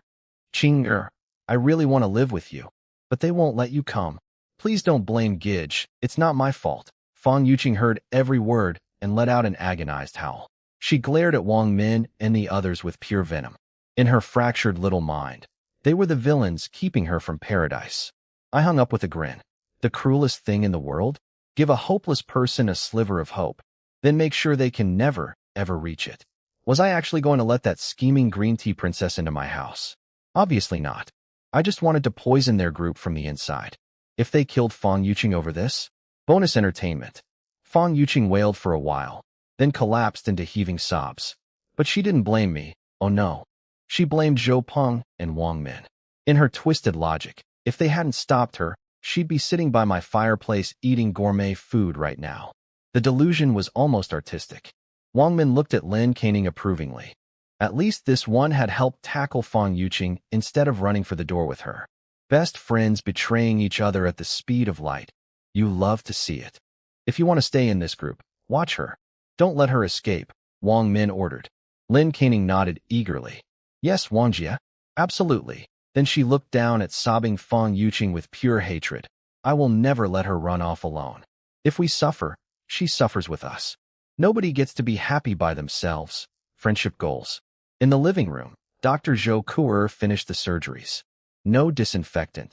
The medical alcohol had literally frozen solid. No anesthesia. She basically just yanked out 3 rusty arrows as fast as possible, slapped on gauze, and called it a day. The only good news was that the extreme cold knocked the patients unconscious from pain, so they stopped screaming. The bad news? At these temperatures, their flesh could easily go necrotic. Zhou Kuer wiped the blood off her hands, closed her kit, and delivered her verdict with the warmth of an ice cube. This is just temporary. Without antibiotics, infection is very likely. Prepare yourselves. Wang Min and the others stared at her with hollow eyes. I wouldn't give them medicine. They had no way to get any. 3 men with ticking time bombs in their wounds, and absolutely nothing they could do about it. Meanwhile, I finished cooking lunch.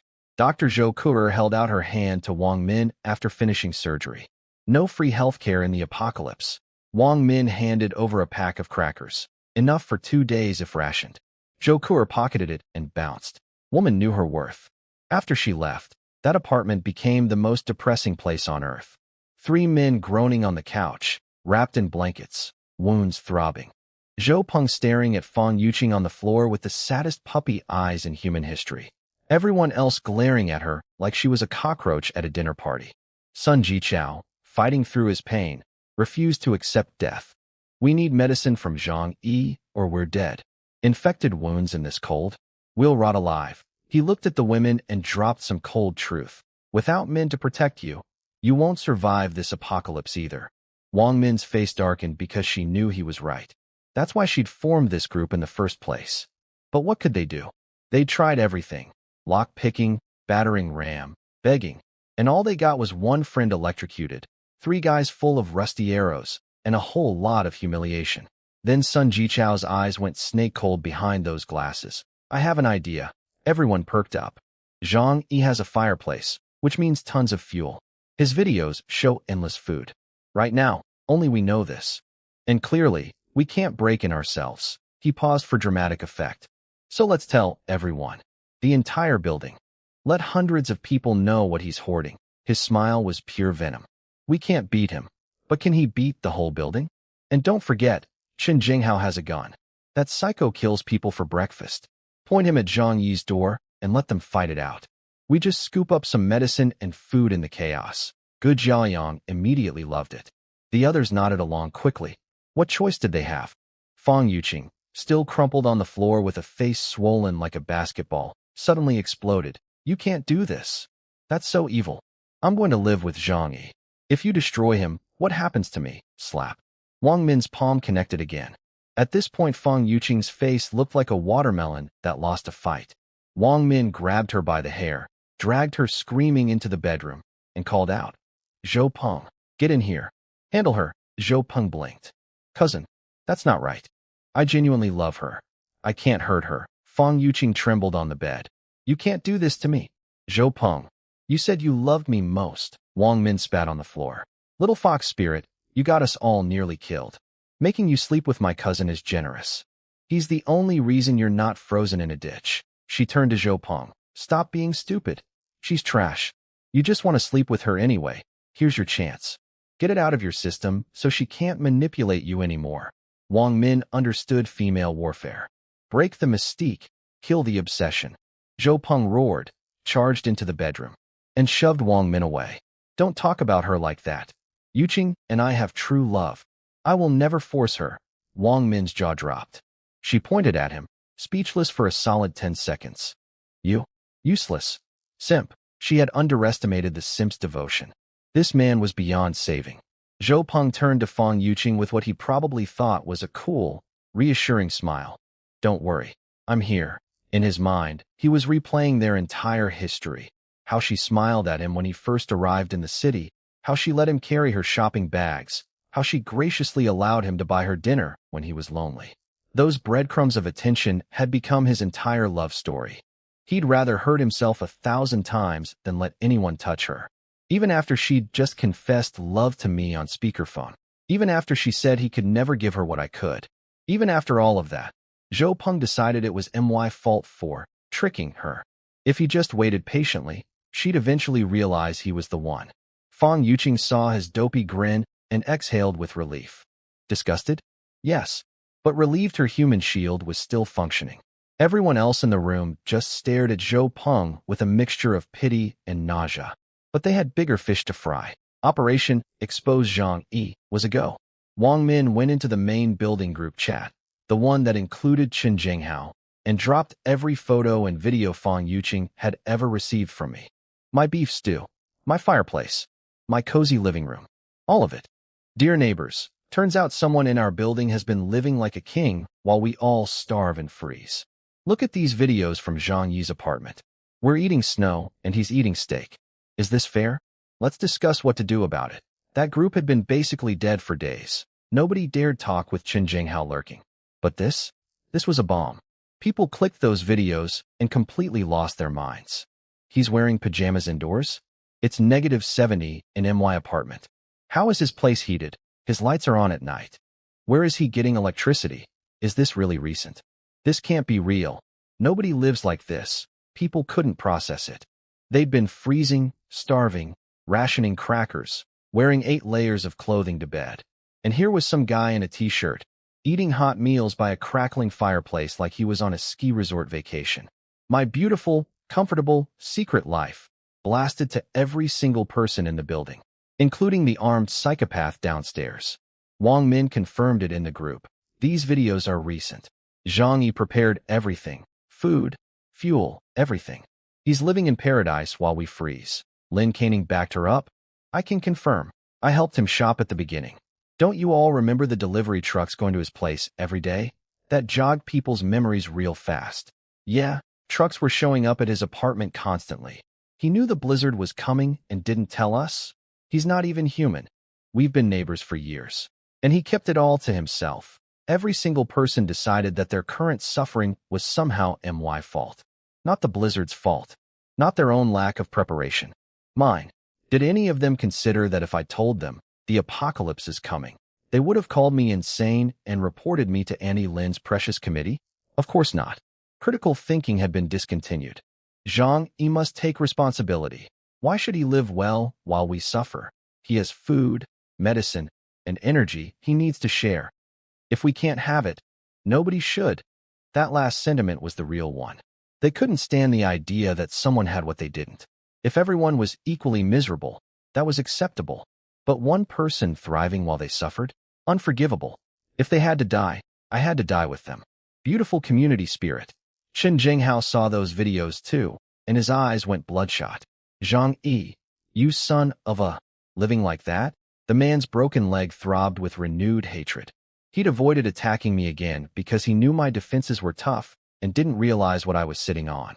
But now, knowing I had a treasure vault behind that door, he'd crawl up 24 flights with that busted leg if he had to.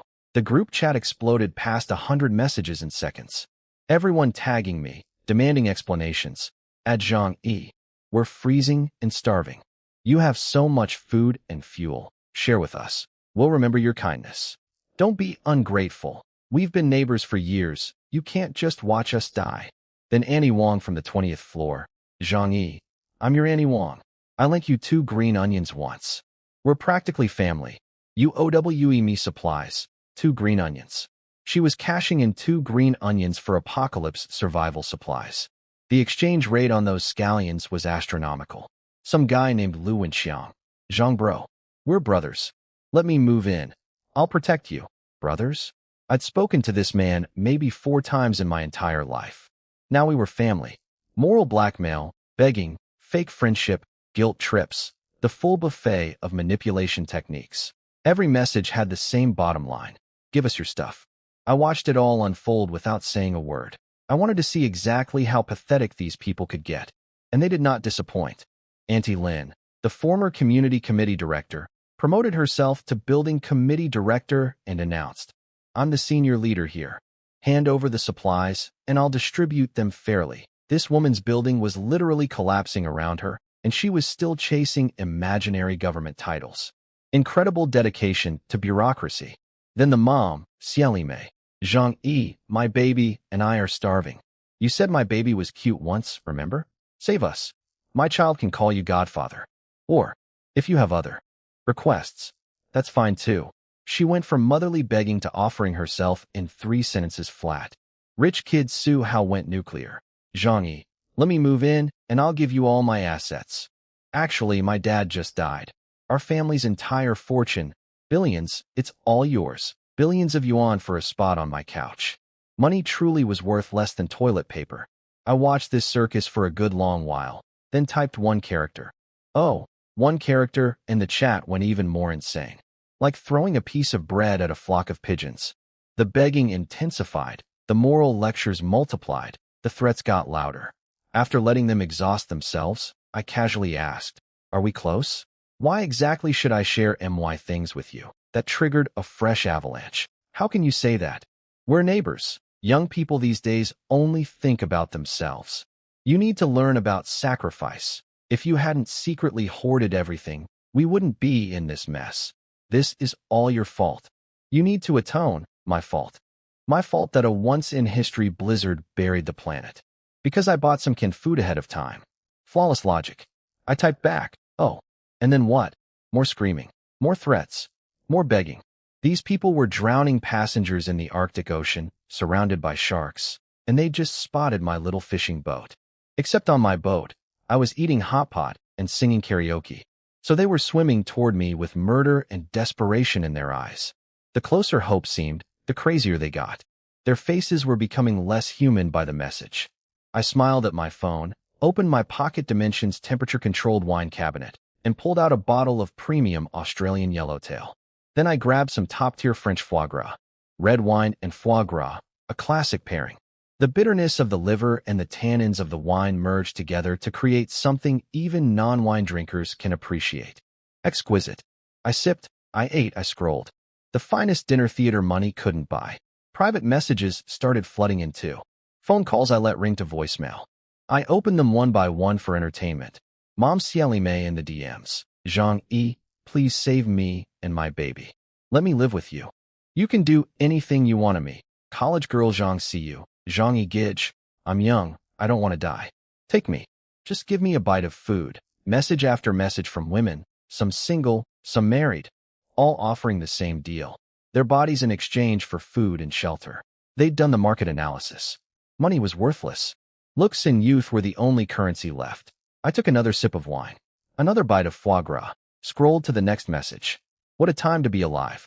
The private messages kept rolling in. My attitude toward the women offering themselves? Mildly entertaining reading material. Not even worth a reply. Some of the bolder ones sent private photos. I glanced, shrugged, moved on. Most of them were way too confident about what they were working with. They weren't exactly professional models. A few were decent, but the majority? Let's just say they wouldn't survive the first round of auditions on any talent show. You're going to test a man's willpower with that? Please. What man couldn't resist this level of temptation?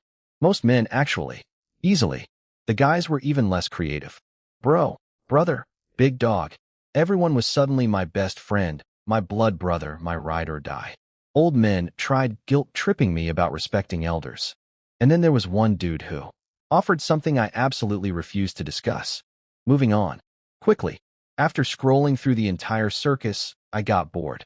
Set up my phone on a stand in front of me in case anything entertaining popped up, then flopped onto my couch with my wine and foie gras, gazing out at the endless snow.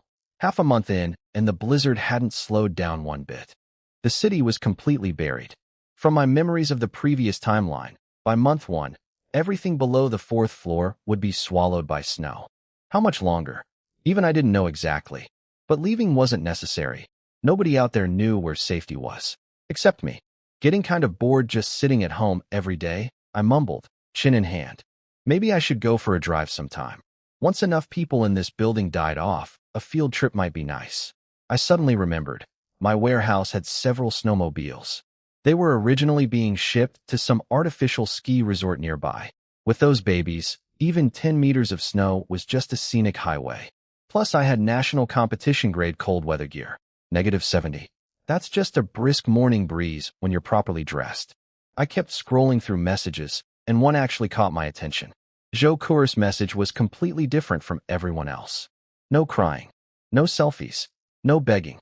Just calm, professional, straight to the point. Mr. Zhang, my food and medicine supplies are nearly depleted. I would appreciate any assistance you could provide. In return, I can offer medical services. Now that was interesting. My brain immediately pulled up her file. Zhou Kuer, doctor at Tianhai City First People's Hospital, 26 years old, about 175 centimeters tall, long legs, and the detail that had definitely not escaped my notice during our elevator encounters. A very impressive 36D situation that, when paired with a black winter sweater, created a visual that required significant willpower not to stare at. But beyond the physical observations, what impressed me was her approach. She wasn't begging, wasn't selling herself, wasn't guilt-tripping. She was proposing a trade. Equal exchange. My resources for her skills. That's how a smart person survives the apocalypse. Medicine was something I'd stockpiled, and I'd been studying medical basics myself. But I wasn't delusional enough to think I could handle every situation alone. Having a real doctor nearby would be a massive advantage for long-term survival. Most importantly, I'd seen what kind of person she was in my previous life. She died because she gave her food to that mom Sielime. Whether it was despair or genuine kindness, she'd shown real humanity when everyone else had become animals. That counted for something. I adjusted my position on the couch, one hand on my chin, thinking it over. Maybe I should bring her in, to take care of me and my, buddy's needs. Look, I was a healthy young man. In an apocalypse where morality and social conventions had basically evaporated, being honest about basic human desires was just efficient. No point pretending to be a monk. Ha ha ha ha. I burst out laughing and slapped the armrest. Tempting. Really tempting. But I looked up at the ceiling with a sigh. I'm a man who values his life above all else. Zhou Kuer is a strong candidate, but until I'm 100% sure I can trust her, that door stays shut. No exceptions. Besides, survivors will keep showing up. With my setup, I'll have my pick of doctors and women eventually. No need to rush. Being a man who died once really puts things in perspective. Patience is a virtue when you're the only person in the building with a functioning civilization behind your front door. I replied to her, I'm perfectly healthy right now, so I don't need a doctor. But I do have plenty of medicine and food. If you want to trade, offer me something I can actually use right now. No freebies. Not even for a gorgeous doctor with world-class medical skills and a sweater-defying figure. Zhang Yi does not do charity. A long silence followed. Then her reply came. Tinged with hesitation and a hint of embarrassment she clearly hated showing. Could you consider it? Prepaid consultation fees? I truly can't hold out much longer. I could tell. If she had any other option, she would never ask a man she barely knew for help. That pride was cracking under the weight of starvation, and it was costing her dignity with every word. I thought for a moment, then typed, I'll give you food and medicine. But you do something for me. What? These neighbors are going to come after me soon. If you hear anything about their plans, give me a heads up. I already knew these starving lunatics would attack my fortress. Was I worried? Absolutely not. My house was built to withstand an actual military assault without heavy weapons. These half-dead zombies shuffling around in 8 layers of clothing weren't going to scratch my paint job. The spy request was really just an excuse, a reason to help Zhou Kuer without looking soft. And having an informant inside the building was a nice bonus insurance policy. Always stay one step ahead. That's the Zhang Yi way. Zhou Kuer thought about it for a long time, but eventually agreed to be my informant. Her conscience wouldn't let her be a snitch under normal circumstances, but she figured neighbors organizing a robbery based on pure jealousy was way worse than giving me a heads up. Smart woman. Show me useful intel first, then you get your supplies. Balls in your court, I told her. Understood, she replied. Short, professional, no whining. I like that. I checked the main group chat. 99 messages. Still tagging me. Still demanding I hand over my life's work to a mob of strangers who couldn't be bothered to buy an extra bag of rice 2 weeks ago. Zhang Yi, where are you? Give us an answer. Are you handing over the supplies or not? People were getting impatient. I could practically smell the torches and pitchforks through my phone screen. My response. 2 words. Eat crap. The chat detonated. Profanity I didn't even know existed came flooding in. Creative combinations of insults that would make a dictionary blush. I sat there grinning. Come and get me then, keyboard warriors. Having already killed a man today with 0 guilt, adding a few more to the scoreboard didn't bother me one bit. Fine, Zhang Yi. You asked for this. Don't say we didn't give you a chance, you selfish scum. Everything that happens next is your fault. Then the chat went quiet. Didn't need to be a genius to know what happened. They'd made a new group without me, just like they did with Qin Jinghao before. Except this time, the target was yours truly. A rush of adrenaline hit me. Nervousness? A little. I'd be lying if I said facing 100+ angry people didn't make my pulse tick up. But the excitement? That was the dominant flavor. My blood was running hot. These were the same people who, in my previous life, literally carved me up and ate me. Payback time had finally arrived, and I was ready. My eyes flashed, and I opened my pocket dimension. Time to lay out the arsenal. 5 precision steel crossbows. 3 professional-grade compound bows, 290-something crossbow bolts, 300 arrows, 2 massive boxes of steel ball bearings, a machete, a 4-foot steel crowbar, a baseball bat, a hunting knife. I arranged everything on my table like a weapons exhibition at the world's most terrifying hobby convention. But wait, there was more. Pepper spray, electric batons, gasoline, a collection of chemical agents, and my personal favorite, several dozen Molotov cocktails I'd crafted from wine bottles, cloth strips, and fuel. Artisanal, handmade, locally sourced fire bombs. I surveyed my living room armory, eyes glowing with cold light. Bring as many people as you want. I've got party favors for everyone. Meanwhile, exactly as predicted, the neighbors lost their collective minds. Sun Jichao created a new group and pulled in every living resident, and Qin Jinghao's crew. Former enemies united by the common dream of robbing me. Beautiful. People tensed up seeing Qin Jinghao in the chat, but Mr. Broken Leg played diplomat. Listen everybody, Zhang Yi is the priority. His supplies are probably more than all of ours combined. Take him down, and we all eat. I won't touch anyone else during this operation, but I want half of whatever we grab. 6 people out of 100+, demanding 50% of the loot. and nobody objected. They actually thought he was being generous. He has a gun, and he's willing to share half.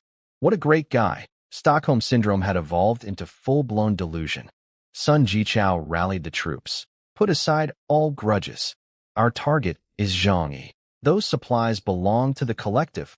The collective, my private property that I bought with my own money, was now community assets. Communism speedrun, any percent. The chat turned into a war rally. Knives out. Follow me. Kill Zhang Yi. Take his stuff. Destroy that selfish pig. Every single resident was frothing at the mouth, eyes red with jealousy, ready to murder me so they could sit in my recliner and eat my snacks. Only two people stayed silent, Uncle Yu and Zhou Kuo. Everyone else, including people I'd been friendly with, people I'd helped in the past, threw all of that away like yesterday's garbage. Survival erased every scrap of human decency. Impressive speed, really. I sat at home, calmly cleaning my pistol. I was no stranger to firearms. Regular sessions at the shooting club, plus a full month of intensive training before the apocalypse hit. At close range, missing wasn't even a possibility. My phone buzzed. Zhou Kuo, they're coming for you. Oh, got it, I replied. She sat in her freezing apartment, staring at my casual one-line response, completely baffled. She pulled her blankets tighter and tucked her pale feet deeper in. Almost every household is joining. They saw your videos and completely lost it. Aren't you going to do something? She probably thought the smart move was to hand over some supplies and calm the mob. In her mind, one person, no matter how tough, couldn't possibly fight off 100 people. 100 people could tear a building apart, let alone one apartment. I smiled and kept it simple. Remember, do not come with them. I'm only warning you once. Then sit back and enjoy the show. Zhou Kuo frowned at her screen, confused as hell. Where was this insane confidence coming from? One man against an entire building? If that door broke, they'd tear me apart. Is he crazy? She whispered to herself. But she took my warning seriously and stayed home. Whatever happened next, she wanted no part of it. She had a moral line she wouldn't cross. She wouldn't feast on anyone's blood, mine or the mob's. Smart girl. She was going to need popcorn for what came next. I sat in my living room like a final boss waiting for the raid party to arrive. Table covered in weapons. Face serious. Vibes immaculate. Then Uncle Yu messaged me. Kid, run. They're coming with weapons. A tiny warm spot appeared in my cold, cold heart. In a world full of backstabbing rats, this old security guard was genuinely trying to save me. Good man. Don't worry, Uncle Yu. I've got this. He went quiet, then said softly, I hope you survive. I'm sorry. I can't help you this time. He felt guilty because I'd tipped him off about the blizzard early on, and he'd stocked up on instant noodles and sausages because of me. Now he was watching 100 people march toward my door and couldn't do a thing. But honestly, him not joining the mob was enough. Running over to help would just get him hacked to pieces by the crowd. I kept things vague about my defenses. Trust nobody fully. That's rule number 1, 2, and 3. Then I felt it. A tremor through the floor. A deep rumbling sound, like distant thunder climbing closer. Here they come. Over 100 people stampeding up 24 flights of stairs. No elevator, no electricity for anyone except me.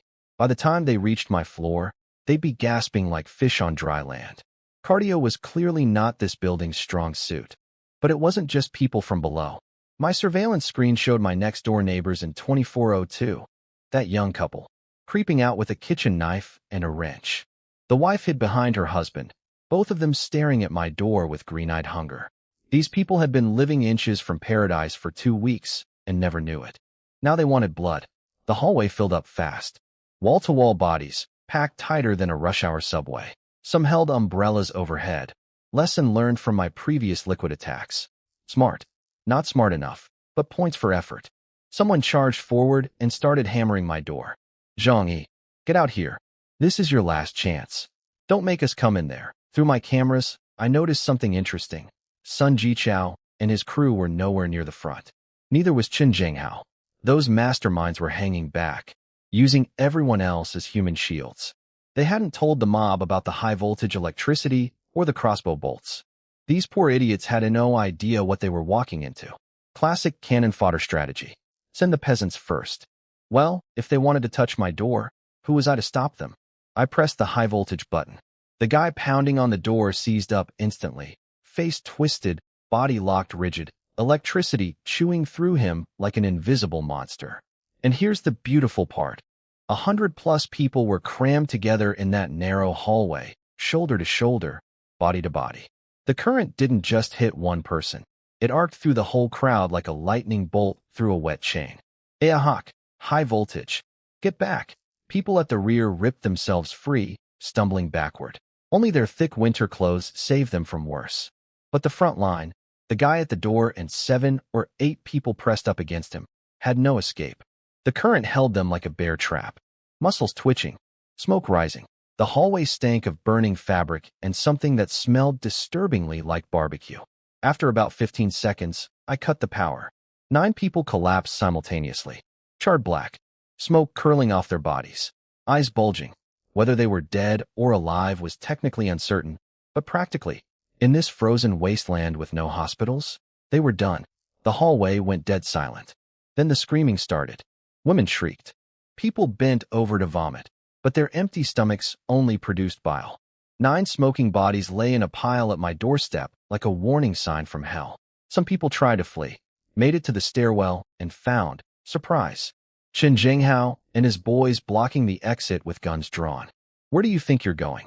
Get back in there. The stairwell was the only way out, and Chen Jinghao had sealed it. His plan was crystal clear: force everyone to fight me. If they died, bonus, he'd loot their apartments afterward. The man was playing chess while everyone else was playing checkers. Sun Jichao's group was there too, watching the carnage with zero emotion on their faces. Same plan, same cold-blooded math. Sun Jichao saw the crowd wavering and immediately went into hype man mode. That monster Zhang Yi killed our neighbors. We must avenge them. Don't touch the door. Use wood. He's running out of tricks. Once we break through, there's warm food and a fireplace waiting for us. The magic words, food and warm, reignited the fire in people's eyes. Half a month of starvation and freezing had turned them into animals who'd charge into a furnace for a crumb of bread. Someone ripped a beam from a wardrobe. Brothers, ram the door. Kill that dog. A dozen men grabbed the log and started slamming it against my door. Boom, boom, boom. My teacup vibrated on the coffee table. Impressive enthusiasm. Completely pointless results. Time to set the mood. I pulled a premium Sennheiser speaker from my pocket dimension, connected it to my phone, and blasted my favorite party track at full volume. The bass thumped through the door like a heartbeat. Outside, desperate people trying to break into my house to kill me. Inside, club music and vibes. They lost their minds. Zhang Yi, you arrogant piece of, we're going to end you. You die today. They rammed harder. And harder. And harder. After dozens of impacts, a dozen grown men delivering over 1,000 pounds of force per hit, they stepped back to inspect the damage. White scuff marks. A few dents so shallow you'd need a magnifying glass to find them. That was it. The door hadn't budged a single millimeter. Their hearts sank collectively. What this door, at this rate will die of exhaustion before it opens. Everyone was panting, legs buckling. Working at -70 on empty stomachs was like trying to run a marathon while drowning.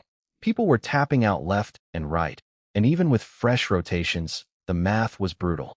Then one guy walked up, studied the door carefully, and his face went white. This is a bank vault door. He worked at a bank. He recognized the construction immediately. Everyone stared at him. So, we can't break it. He shook his head miserably. Forget wood. You could use explosives, and this thing wouldn't open. Without the key, only a world-class locksmith would have even a chance. The hallway went silent. 100+ people standing in -70 degrees, exhausted, starving, 9 fresh corpses at their feet, staring at a door that might as well have been the gates of heaven, permanently locked.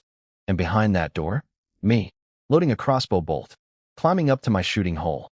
The party was just getting started. These people were still huddled outside my door debating strategy like it was a military council meeting. I decided playtime was over. No more precision aiming, no more carefully placed leg shots. You want my life? Cool, let's make this efficient. I raised my crossbow and started firing into the crowd. Fwip, fwip, fwip. People dropped. Screaming erupted. He has weapons. Watch out. Yeah, no kidding. Welcome to the party. Should have read the reviews before visiting. They tried to scatter, but here's the comedy. 100+ people jammed into a narrow hallway can't exactly scatter.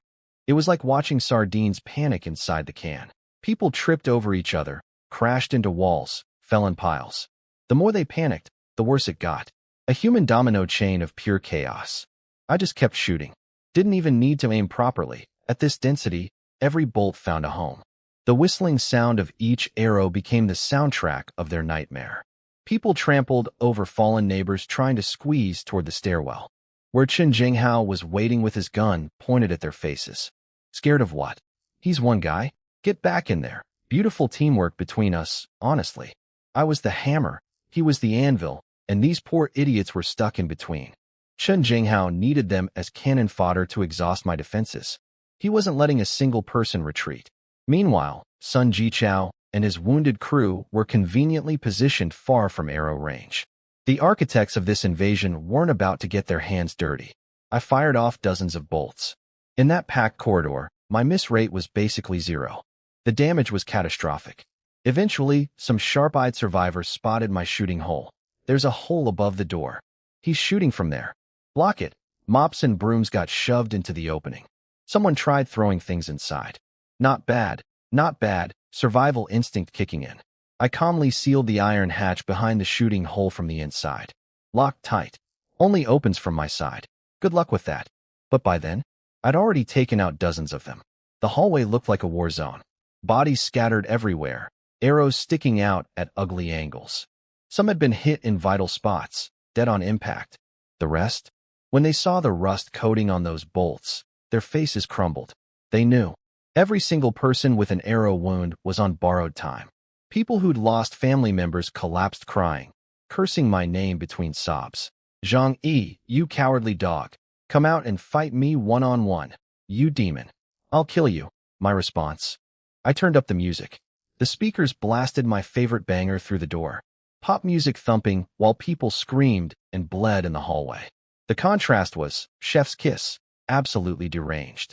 My arms were a little sore from all that shooting, so I strolled to the kitchen, grabbed an ice-cold Coca-Cola from the fridge, and chugged it. Refreshing. Back to the monitors. The mob was stuck, couldn't break the door, couldn't retreat past Chen Jinghao, couldn't dodge arrows anymore, because I'd sealed the hole. Peak desperation.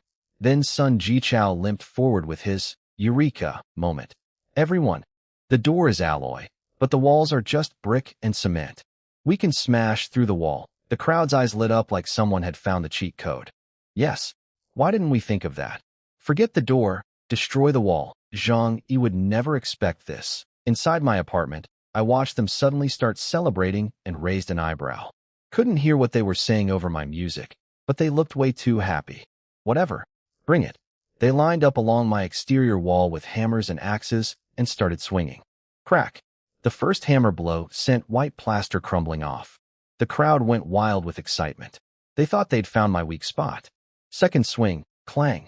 The hammer bounced off something underneath with a metallic shriek. The big guy wielding it screamed and dropped his tool.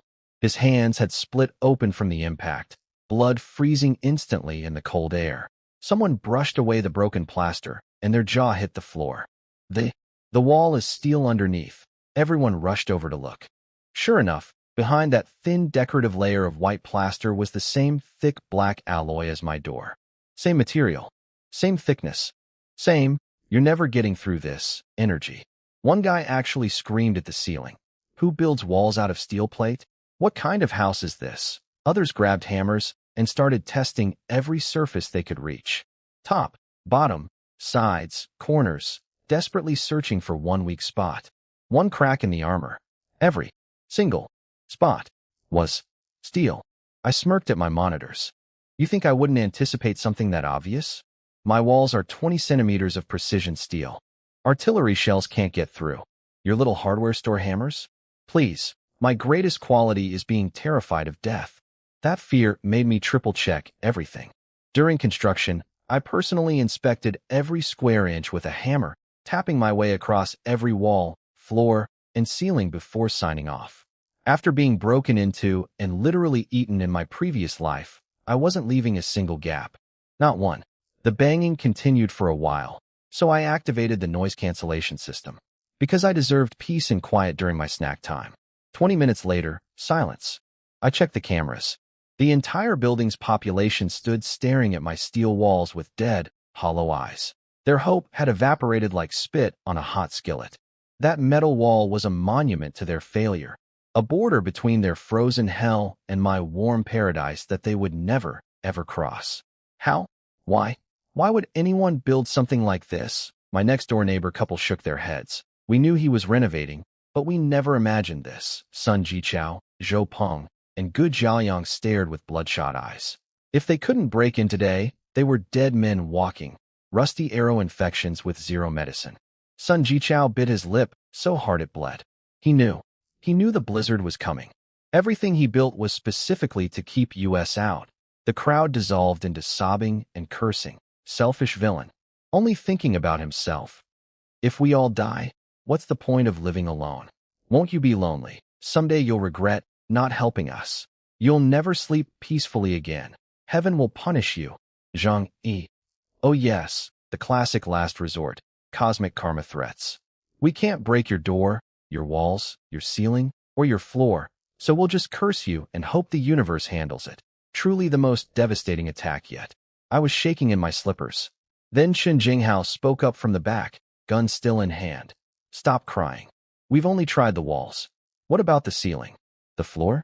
I refused to believe he built an entire iron box. I watched him say this on camera and nodded approvingly. Smart guy, honestly. Then I sighed. Too bad I'm not an idiot. The mob scattered, half running upstairs, half running downstairs, and attacked my ceiling and floor from the apartments above and below. Hammers, axes, chisels, wooden clubs, everything they had. And within minutes, they discovered the horrible, beautiful, soul-crushing truth. My apartment was, in fact, a complete iron box. Top, bottom, left, right, front, back, 20 centimeters of steel on every surface. Without power tools like electric saws or drills, they would need to chip at this metal nonstop for approximately 1 year to break through. They didn't have 1 year. They barely had 1 week. Checkmate. People collapsed on the ground, exhausted. Stomachs growling in a symphony of hunger. They had nothing left. No energy, no food, no hope. Then something deeply disturbing started happening. Some of them looked at the person sitting next to them and noticed, through a gap in the clothing, a flash of pale skin. And the thought appeared, that's meat. I could almost see the idea forming on their faces through the cameras. They caught themselves, shuddered, tried to shake it off.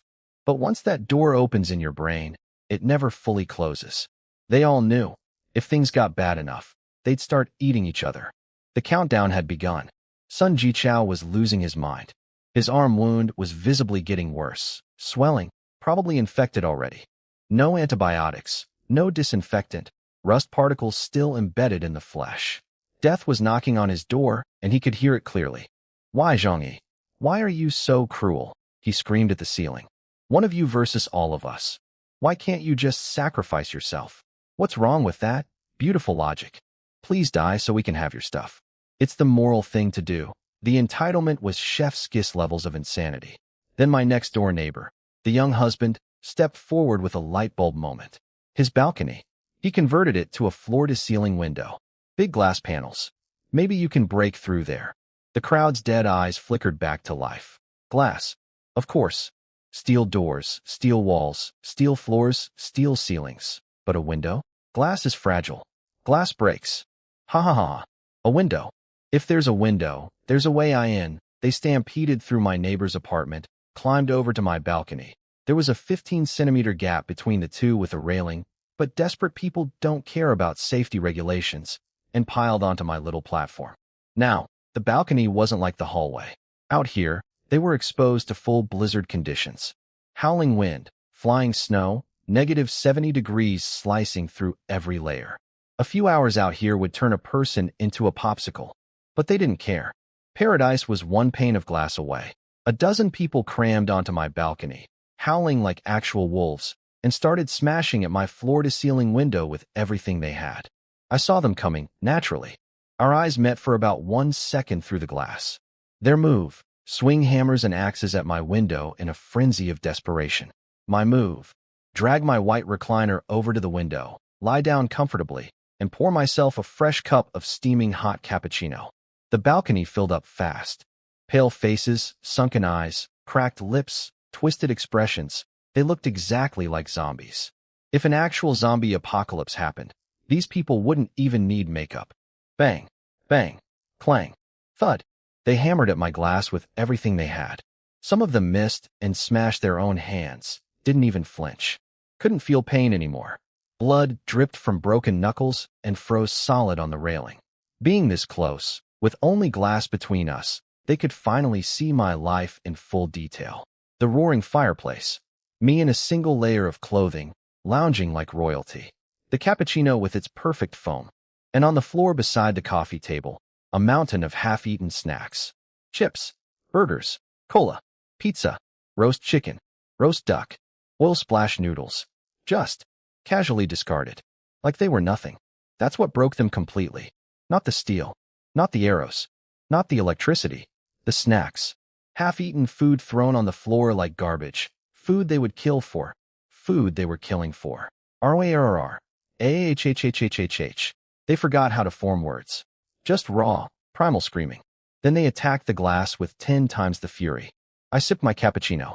Who says glass has to be weaker than metal?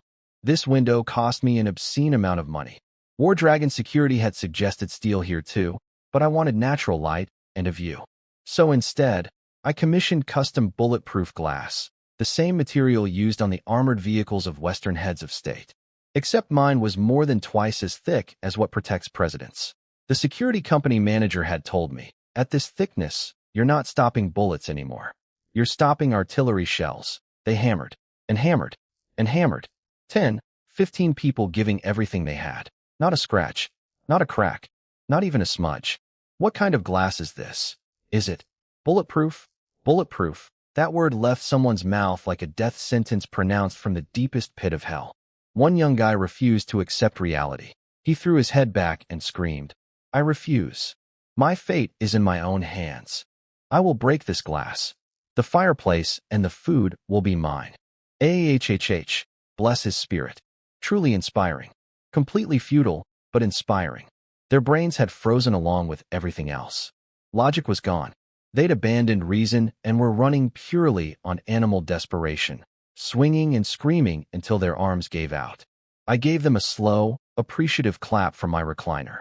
Very moving performance. 5 stars. Then I felt a little peckish. Reached into my pocket dimension and pulled out a braised pork elbow glazed in soy sauce, some candied banana fritters, and for dessert, premium pure cocoa chocolate. I ate it all right there, 2 feet from the glass, in full view of a dozen starving people who were literally beating themselves bloody trying to reach me. Bon appetit.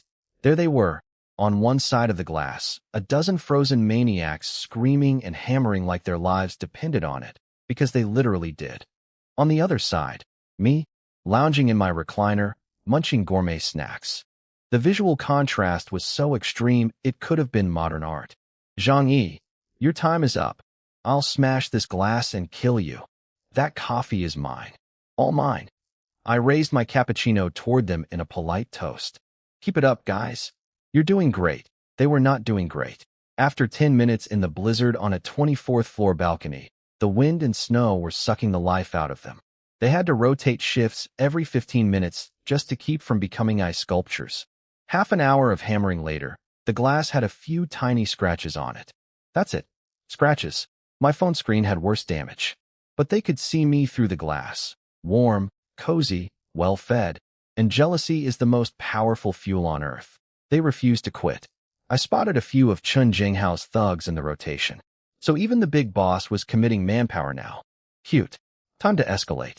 I stood up from my recliner, walked to the coffee table, and picked up a bottle. Through the frosted glass, the people outside probably thought I was grabbing a drink. Then I pulled out a lighter.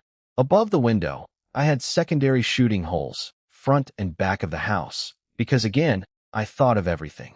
I opened one, lit the cloth fuse, and lobbed my homemade Molotov cocktail out onto the balcony. The bottle traced a beautiful golden arc through the air and shattered on the ground. Whoosh! Gasoline ignited even in sub-zero temperatures. Turns out fire doesn't care about the weather. The liquid splashed everywhere, all over the balcony floor, all over people's puffy jackets and padded pants. Down feathers and cotton are basically kindling. A dozen people turned into human torches simultaneously.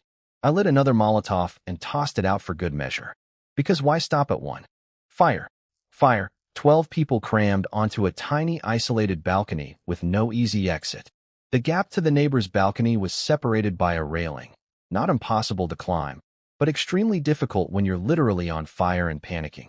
These people had nowhere to go. They became writhing, screaming balls of flame. Some dropped and rolled, trying to smother the fire with snow, but gasoline burns through water like it's nothing. Others tried desperately to climb over to the neighboring balcony. One lost his grip and plummeted 24 stories down with a long, fading scream, followed by a distant thud. At that height, even with 6 meters of snow cushion, the physics were merciless. If the impact didn't kill him, the broken everything would.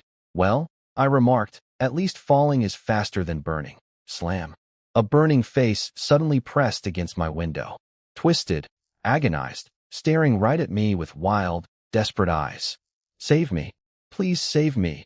I lifted my coffee cup toward him in acknowledgement. Save you? Go to hell, you useless trash. He let out one final howl, and the flames swallowed him whole.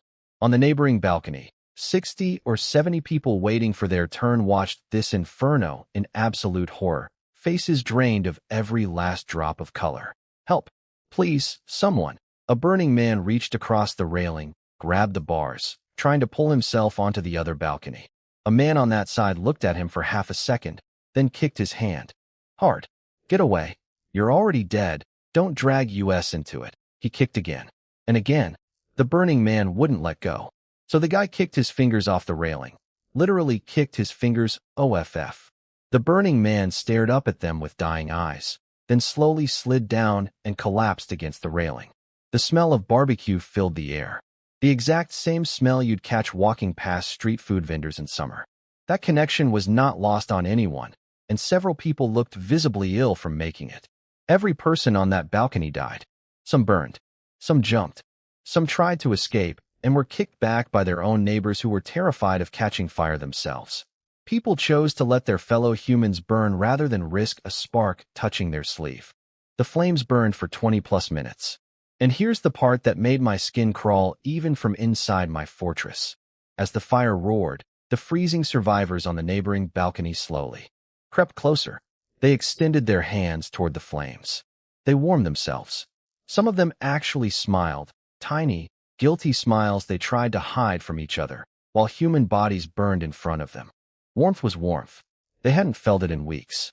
After the fire died out, reality settled over the crowd like a funeral shroud. 30 to 40 people dead today.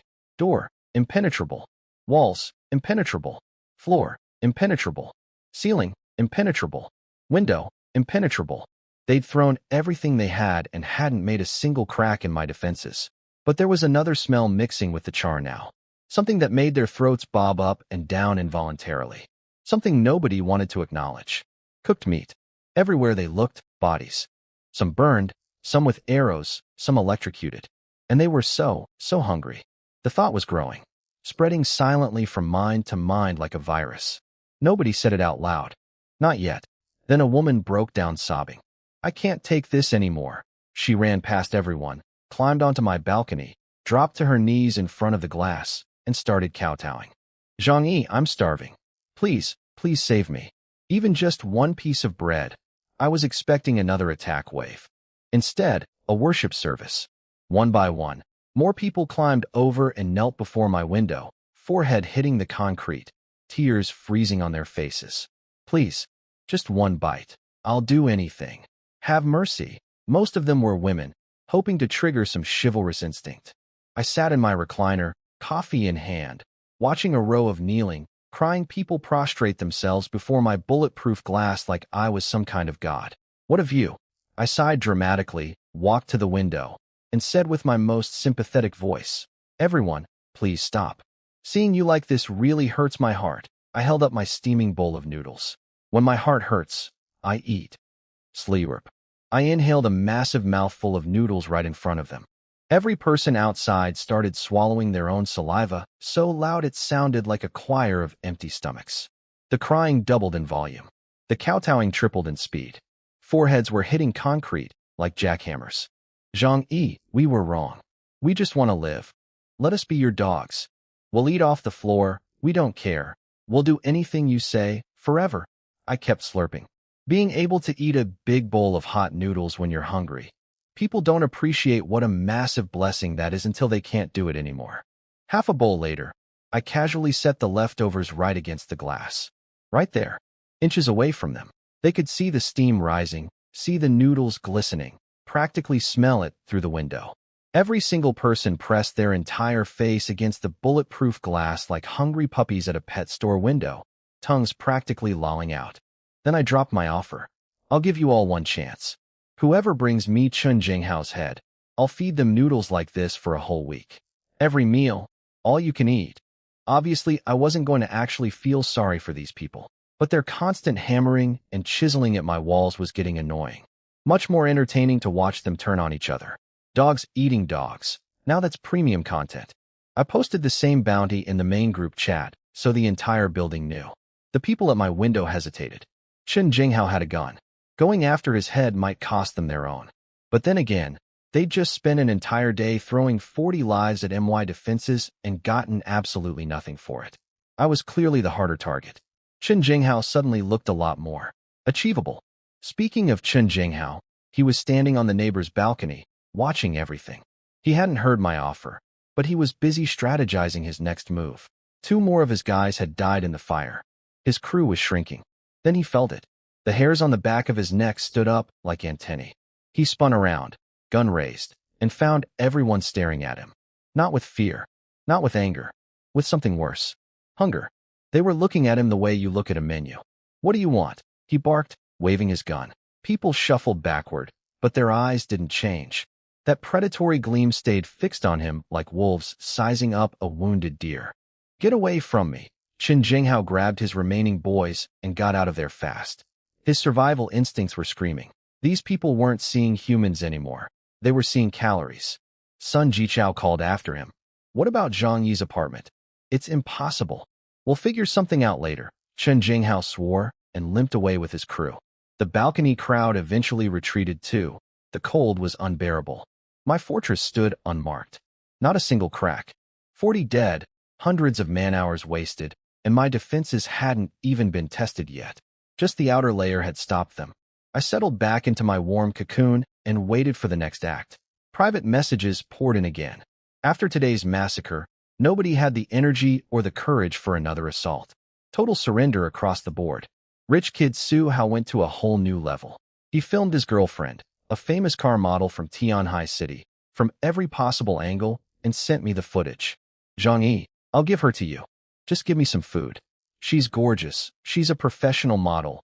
You'll love her. I remembered this woman. Su Hao bought his apartment here specifically to keep her close. She used to strut around the building like she was too good to breathe the same air as the rest of us. Never gave me or any other man even a glance. Pure ice queen. Now, her sugar daddy was literally pimping her out for instant noodles. And SHE was clearly on board. The filming was enthusiastic. Starvation is one hell of a personality adjustment. Worthless, I scoffed. Beautiful body? Sure. Nice face? Absolutely. But a woman willing to sell herself like merchandise would just as easily slit my throat in my sleep and take everything. Zero trust, zero entry. Door stays locked. I watched her video 5 times out of pure contempt, then closed the chat. Uncle, you sent a cheerful message congratulating me on surviving the siege. Genuinely nice guy. Still the only person in this building I didn't actively want to see suffer. Fong Yuqing popped up too. Zhang Yigij, you're so amazing. I knew you'd be fine. Qing'er is locked up by these horrible people, but I will find a way to come to you. I didn't even bother rolling my eyes. Just ignored it. Night fell around 5 o'clock. Days were getting shorter. Temperature dropped another 10 degrees after dark because apparently -70 wasn't enough. The TV, still running on my private power supply, was broadcasting from the few surviving stations. The government is working hard. The blizzard situation is improving. Stay indoors. Help each other. Tomorrow will be better. I found the news funnier than any comedy show. I was genuinely curious where these TV stations had relocated to and how they were still operational. I scrolled through the chat while the anchors spouted optimism. People cursing me, begging me, threatening me. A full buffet of human desperation. The angriest messages came from families who'd lost people today. Feeling generous, I sent them my condolences. Congratulations to everyone who lost a family member today. Perfect weather for a barbecue funeral. Just mix the ashes into your rice. The cursing intensified beautifully. Then my cameras caught movement on the balcony. I walked over to the window, curious. In the snow-reflected light, I could clearly see several people creeping onto my balcony. But they weren't coming for the glass. They were dragging away the burned bodies. The charred, crispy, still smelling like barbecue bodies. When they noticed me watching through the window, they nearly jumped out of their skin. Zhang-yi, we're not here to attack. Don't misunderstand. We're just moving the bodies. That's all. Their voices were shaking. Their eyes wouldn't meet mine. Classic guilt behavior. I smiled and leaned against the glass. Oh, moving bodies? Are you their family? And if you're burying them, why not just throw them off the balcony into the snow? Unless you're planning to build a cemetery inside your apartment, they couldn't answer. Mouths opening and closing like fish. These bodies are no use to you, so don't worry about us. They grabbed the corpses and scurried away as fast as they could. I waved goodbye through the glass, still smiling. You people are something else. So you've finally reached that stage, huh? The apocalypse cookbook had officially opened. Next morning, 2 gunshots echoed through the stairwell.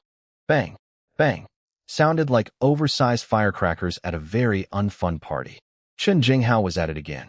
But this time, he wasn't the one hunting. He was being hunted. My bounty was working.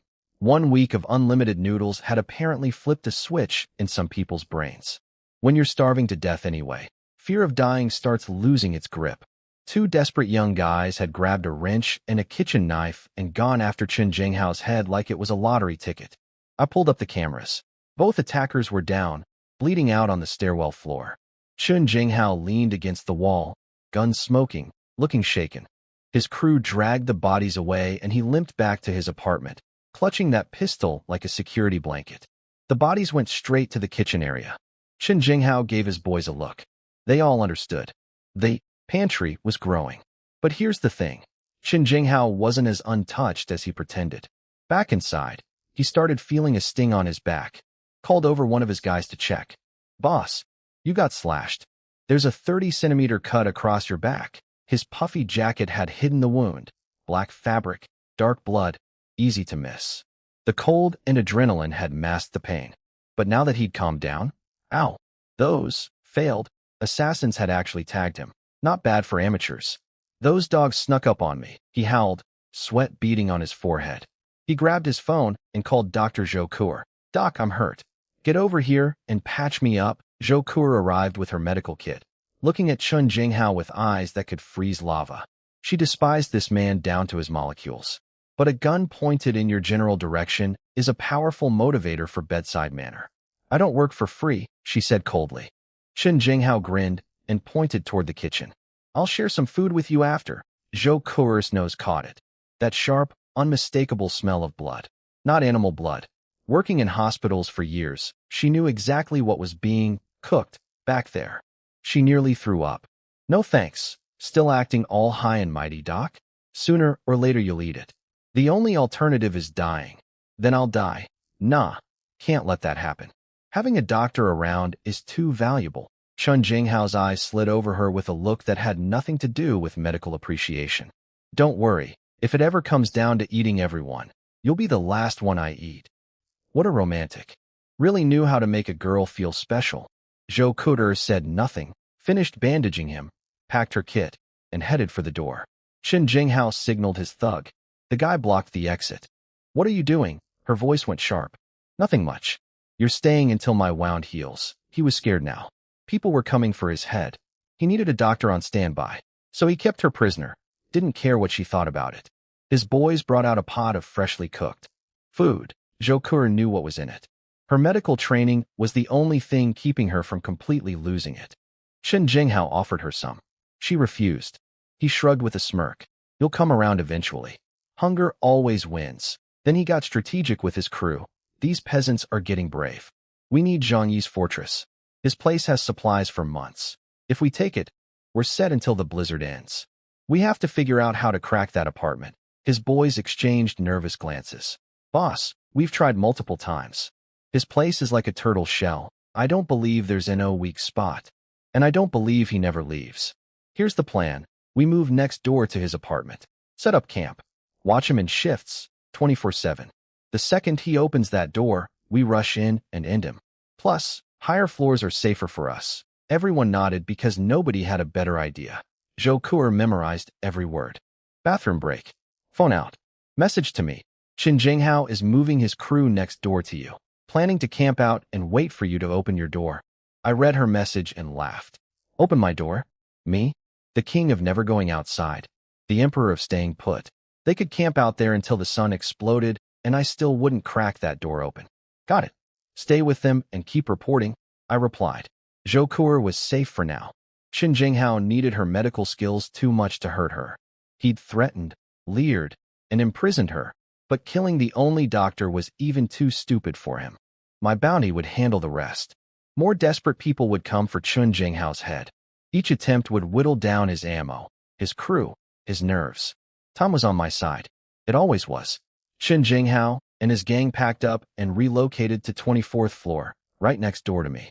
My neighbor couple nearly had simultaneous heart attacks when the building's most wanted criminal moved in beside them. Welcome to the neighborhood, Qin Jinghao. Make yourself comfortable. You'll be here a while, and by a while, I mean until someone collects that bounty on your skull. Open up. I'm Qin Jinghao. We're taking your apartment.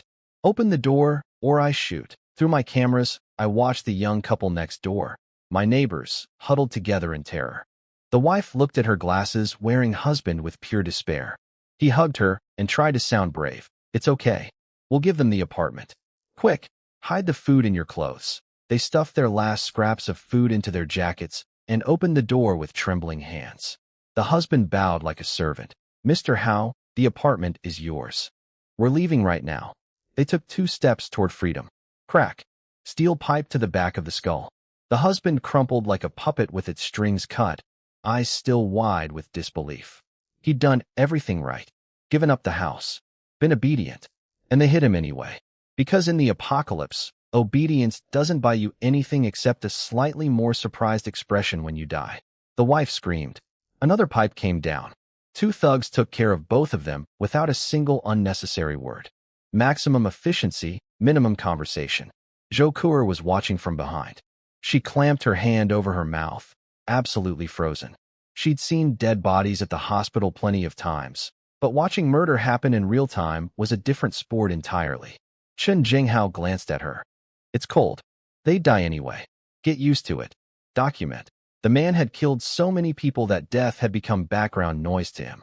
Plus, after my bounty put a target on his back and 2 guys nearly gutted him, he was running scared, which made him more violent, not less.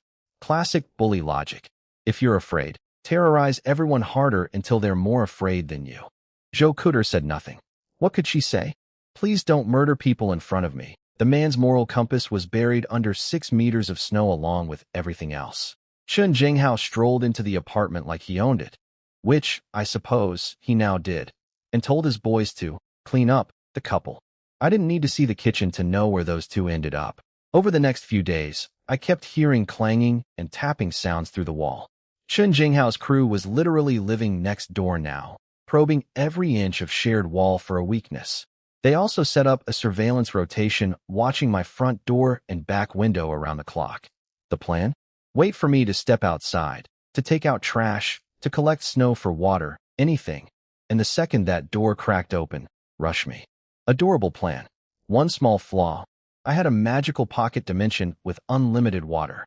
I never needed to go outside. For anything. Ever. I could outlast a glacier. The trash situation was slightly inconvenient. I couldn't open windows to toss garbage with a gunman next door. But for a professional-grade hermit like myself, a little extra trash in the apartment was about as bothersome as a slightly crooked picture frame. Barely registered. I played video games. Binge-watched shows I'd downloaded. Lived my best life. The group chat remained a circus of misery. Daily begging, daily cursing, Daily emotional breakdowns directed at yours truly. Zhang Yi, you heartless monster. You could keep us alive longer. Why won't you? You'll be alone forever. Don't you feel guilty? You'll live in regret for the rest of your life. My response to all of this? I started live streaming my meals in the group chat.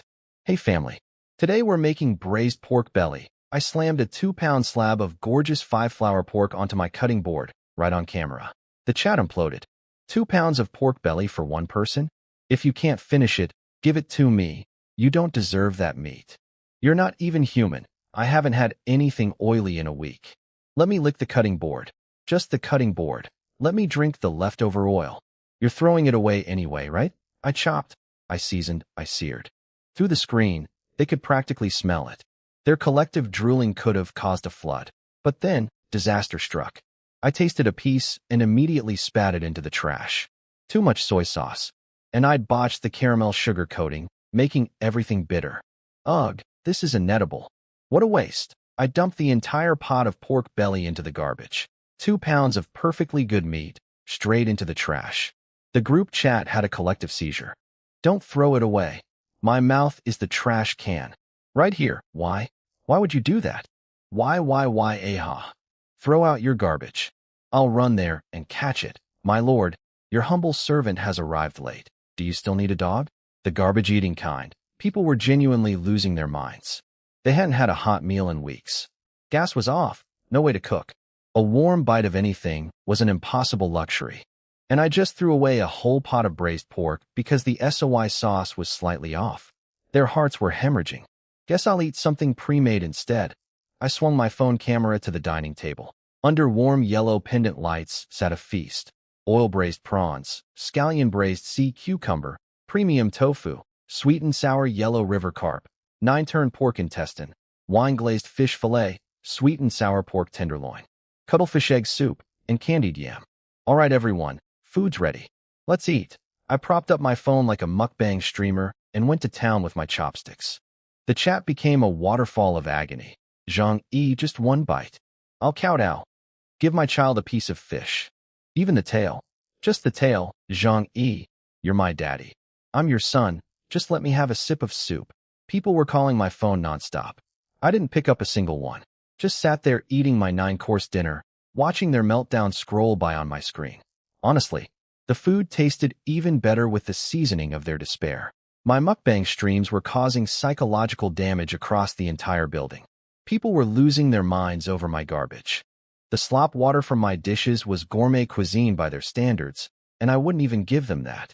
Life was beautiful. Meanwhile, at Camp Loser, Sun Jichao's apartment, the rusty arrow chickens were coming home to roost. 2 days after their failed siege, the wounds started itching like crazy. The bandages turned a suspicious shade of yellow. Sun Jichao couldn't resist. He ripped off his gauze to look. Pus. Everywhere. The wound had gone full zombie mode. Oozing, rotting, stinking like a dead animal left in the sun for a week.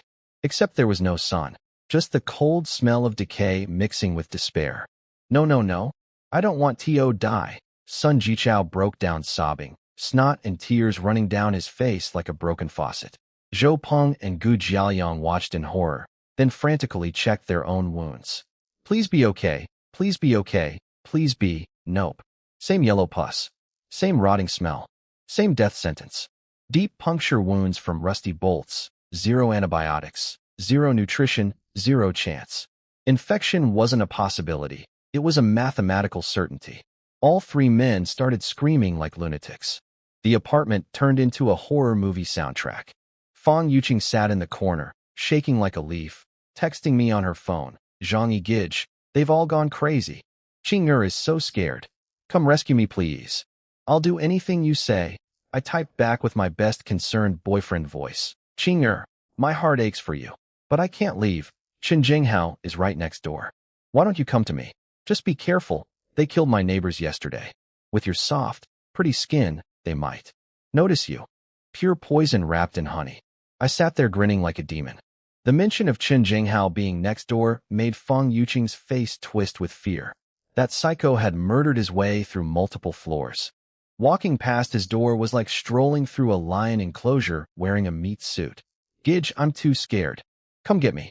You have weapons. I almost laughed out loud. Come get you? Princess, I wouldn't cross this room to pick up a penny for you. I really want to, but the attack the other day left me feeling unwell. I'm going to take a nap. Bye-bye. She frantically sent more messages. I was already done reading. The next few days were glorious for me. No job, no alarm clock, no commute, no boss. Sleep whenever. Wake whenever. Eat like a king. If someone annoyed me in the group chat, I'd insult them and feel zero consequences.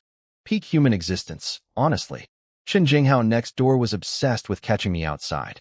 His crew watched my door and window in shifts, 24/7, waiting for the moment I'd step out to dump trash or collect snow.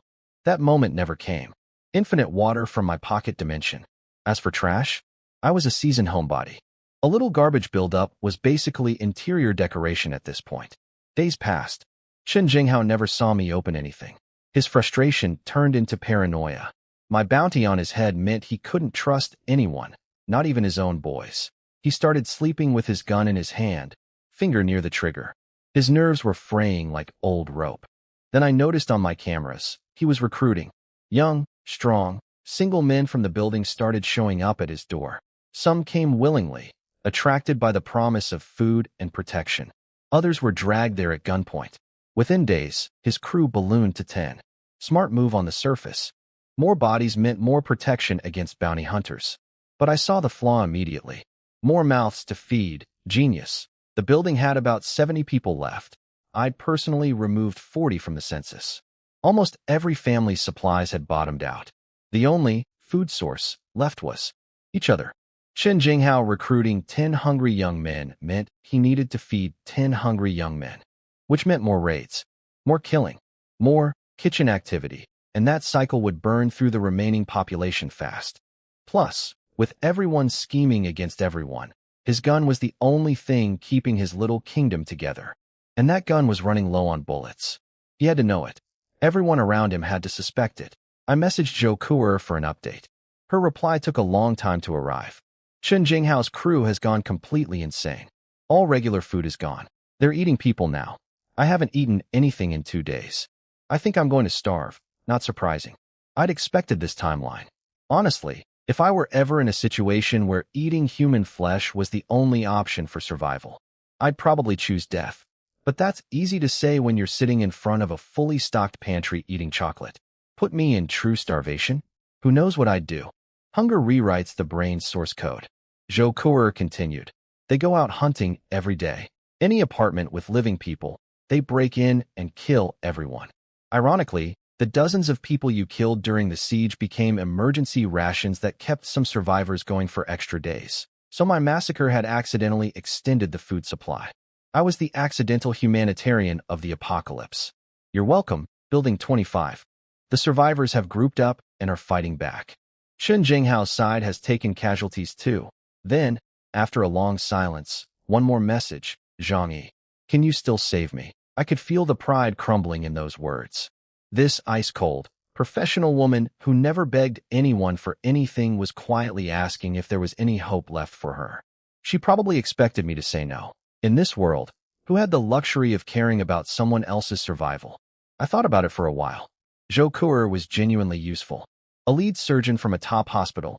You don't find that at the convenience store. She was smart, she had integrity, and I knew her character from my previous life.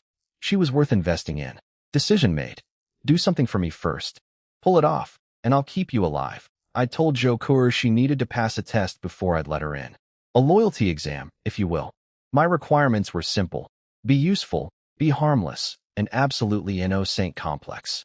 The first 2 I was confident about. The third? That needed proving. She didn't reply right away, clearly wrestling with it internally. No rush. Time was my luxury, not hers. Next morning, I slept until 10 like the king I was. Peeled off my velvet duvet, brushed my teeth, threw on workout clothes, and hit the treadmill. Apocalypse or not, staying fit was non-negotiable. Strong body means better survival odds and fewer sick days. Not that I had anywhere to call in sick too, but still. I ran for a solid hour, worked up a good sweat, then took a long, hot shower. Standing under that steaming water, I felt genuinely proud. A hot shower. Do you know how many people on this planet would sell their soul for this right now? I was practically royalty. Bang, bang, bang. Something slammed against my door mid-shower. I wrapped a towel around myself and rushed to the monitors. Zhou Peng, 2 kitchen knives, hacking at my door like a lumberjack who'd lost his mind. Which, to be fair, he absolutely had. Zhang Yi, get out here. You're just a coward hiding in your shell. Useless turtle, I smirked. Yeah, you're totally right.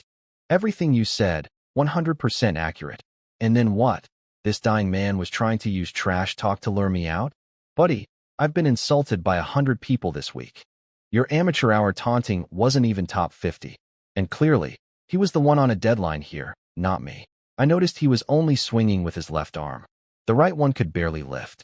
His sleeve was bulging out grotesquely. The infection had ballooned his arm to twice its normal size. My rusty arrows were doing exactly what they were designed to do. I strolled up to my door, hands in my bathrobe pockets, and delivered a little biology lecture. Zhou Peng, that infection must be really something, huh? Let me explain what's happening inside your arm right now. The tetanus bacteria from the rust entered your wound. We're talking at least 15 centimeters deep and found your warm, bloody flesh. To them, that's a 5-star resort.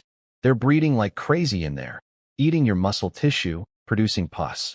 Your wound is turning black, leaking fluid. And soon, those bacteria will travel through your bloodstream to your entire body. Every organ. Every. AHHHH. I'll kill you, Zhang Yi. He knew I was messing with him, but knowing didn't help. The fear was real. His arm was actually rotting. My description was actually accurate. He started hacking at my door even harder, wild-eyed and foaming. Next door, Chen Jinghao's boys heard the commotion. Should we take him out? Chen Jinghao thought for a second. Didn't you hear? He's infected and dying. You want to eat diseased meat. Everyone looked at each other and collectively decided, pass. Zhou Peng eventually ran out of steam. He collapsed against my door, switched from rage to sobbing, and started begging me for medicine. I leaned close to the door and said softly, "You're done, buddy. The wound is too far gone. Terminal. No saving you now. My advice, whatever you never had the guts to do while alive, go do it." Clock's ticking, his eyes filled with tears. The reality crashed into him like a truck. He was going to die. Actually, truly, irreversibly die. First came terror. Then something scarier, reckless fury. Nothing left to lose, kind. He kicked my door one last time, screamed in pain because steel doesn't care about your emotions, and stumbled away down the stairs. Back at their apartment, I watched through the cameras as Sun Jichao was performing DIY surgery on himself. He'd heated a knife blade over a candle flame and was pressing it against his own wound, trying to cauterize it. The sizzle of burning flesh, the smoke, his muffled screaming through a blanket he was biting. The man genuinely believed cooking his own arm would kill the bacteria. Medically speaking, this was about as effective as putting a Band-Aid on a submarine leak. Ignorant and pitiful, Wang Min stood nearby, watching her cousin Zhou Peng stagger in, and didn't know what to say. She could smell the rot on all 3 men now, living bodies decomposing from the inside out. Still breathing, already decaying. Pain beyond comprehension. Zhou Peng ignored everyone and headed straight for the room where Fang Yuqing was being held. She saw him and shrieked.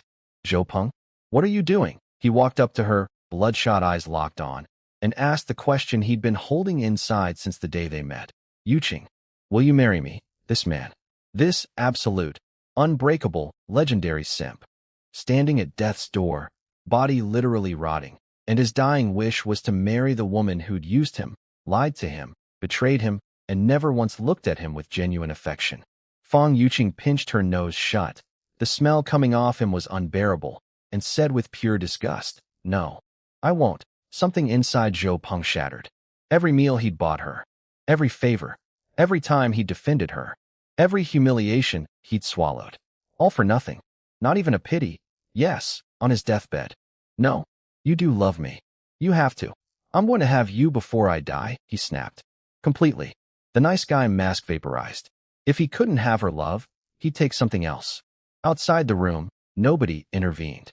As far as they were concerned, Fang Yuqing was the reason they were all dying. She deserved whatever came next. "Get away.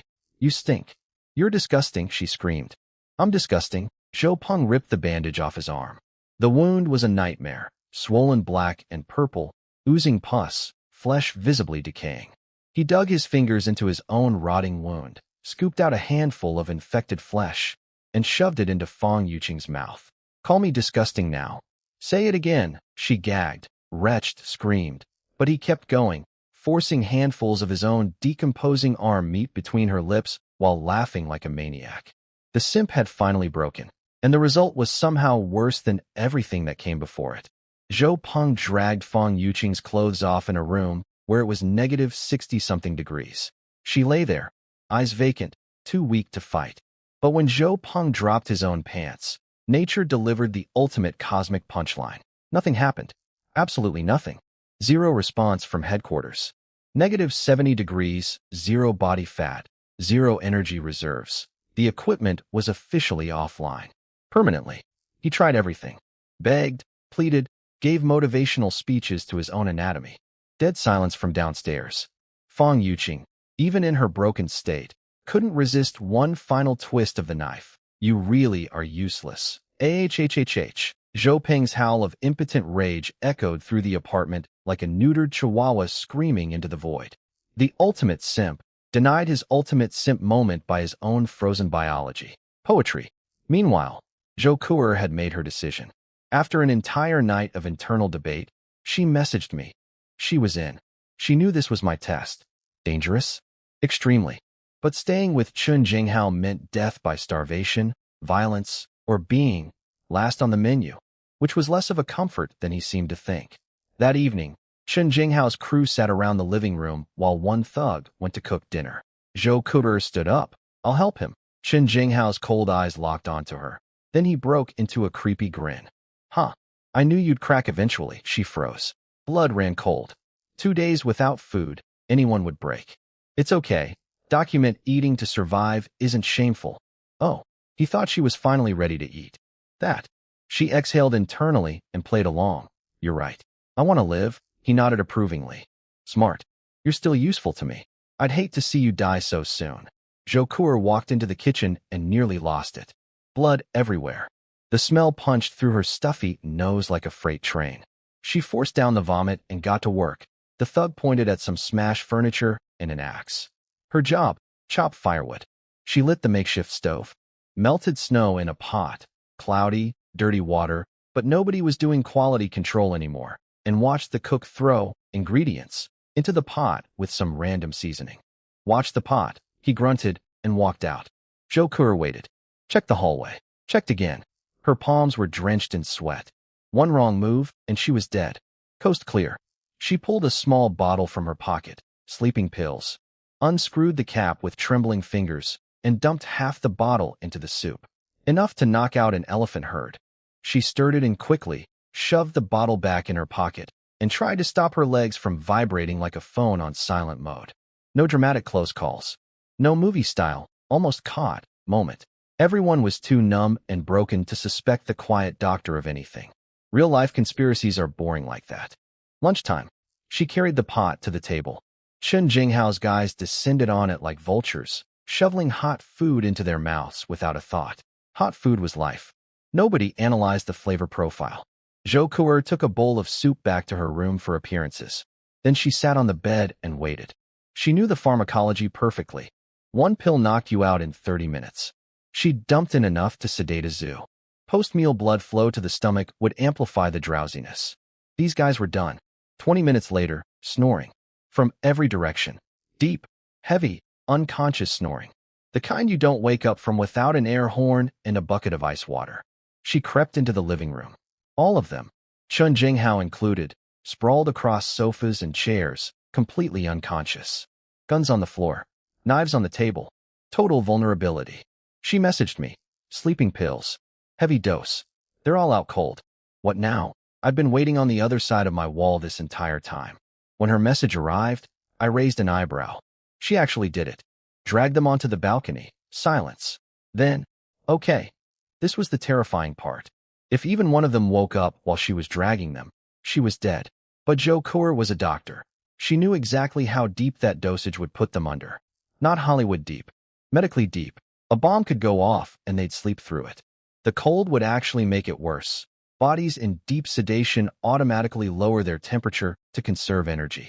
Hibernation mode. She dragged them out one by one.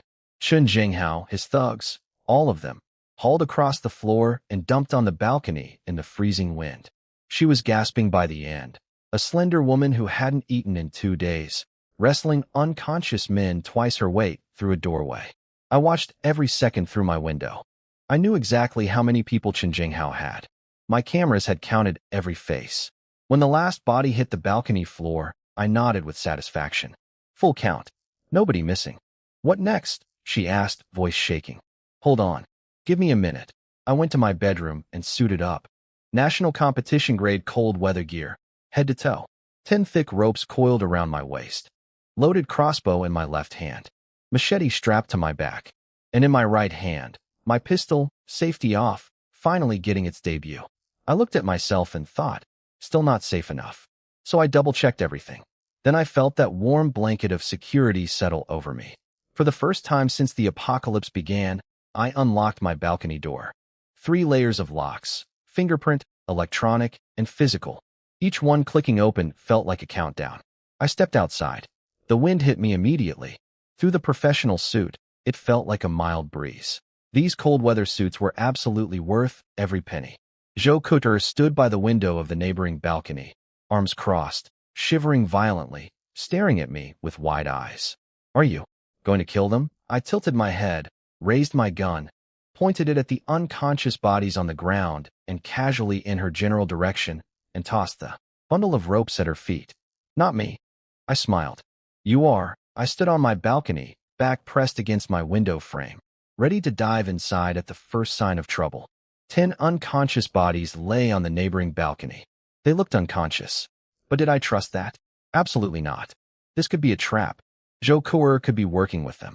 The second I climbed over that railing, they'd all spring up like zombies in a horror movie and shove me off the 24th floor.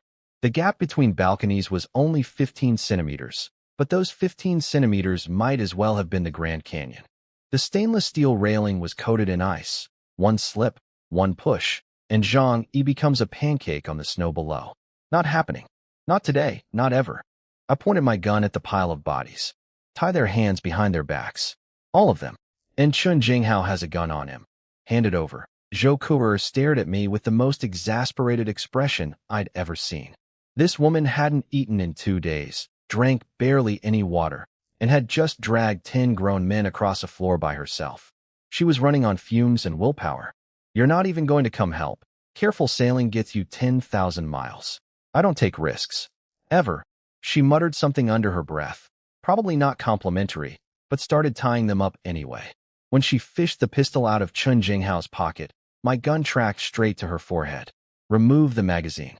Toss it to me. She looked at me, holding the gun, and for a moment I could see her calculating. Then she asked, how do I know you won't betray me after I do everything you want? You don't have another option. I'm the only person who can keep you alive. So you either trust me or you die? Simple math. She thought about it. Then she ejected the magazine and threw it at my feet. I glanced down. Yep, Chun Jinghao's weapon. 3 bullets left. Cheap bastard. I tossed it into my pocket dimension. Go back inside now. She retreated into the apartment. Smart girl. She knew that if these guys woke up, I could retreat behind bulletproof glass while Shichi would be trapped with 10 very angry, very murderous men. Once she was inside, I picked up the gun from the floor, pocketed it, then went back into MY apartment. But not to cross over. Oh no. I went to the bathroom and grabbed my trusty water hose. Why waste bullets when physics works for free? I aimed the hose across the gap and opened fire, water fire. SPLOSH. Warm water arced through the air, steaming in the 20-degree indoor temperature. But the second it hit the outdoor air, -70 and dropping, it started freezing on contact. By the time it landed on Chun Jinghao's crew, it was turning to ice on their bodies. One by one, they started waking up. The ice water shock overrode the sleeping pills. A thug's eyes snapped open, purple lips, blue skin, hands tied behind his back, lying on a frozen balcony, getting blasted by water that was crystallizing into ice armor around him. AHHH. He tried to stand. Hands bound. Floor solid ice. He slipped and crashed back down. Others woke up thrashing, screaming, sliding into each other like the world's worst ice rink. Chen Jinghao woke last, fury and confusion fighting for control of his face. He realized instantly, drugged. The food. Someone had spiked the food. But right now, figuring out who was way less important than the fact that he was being turned into a popsicle. Zhang Wai. He saw me on the other balcony, calmly hosing them down like I was watering a garden. You've caused enough trouble. Time to die, I said flatly. Chen Jinghao and his crew had killed nearly half the building's residents. If I let him live, he'd eventually come for me with nothing left to lose. And a cornered animal with a gun, even an empty gun, was still dangerous. Dead men cause zero problems. That's just math. They screamed. They thrashed. They cursed my name, my ancestors, my future descendants. But bound hands plus ice-covered floor plus 10 bodies crammed onto a tiny balcony equaled zero mobility. They couldn't even roll over without bumping into each other. 2 minutes, voices fading, skin turning blue-purple, tremors becoming violent. 3 minutes, movement slowing, body stiffening, mouth still open but no sound coming out. 5 minutes, 10 human-shaped ice blocks, frozen together into one massive chunk. No heartbeat could survive that. No amount of willpower could restart a body frozen solid at -70. I turned off the hose. No point wasting water. Back inside, I sealed the window with all 3 locks and peeled off my cold weather suit. Then I called Zhou Kuo.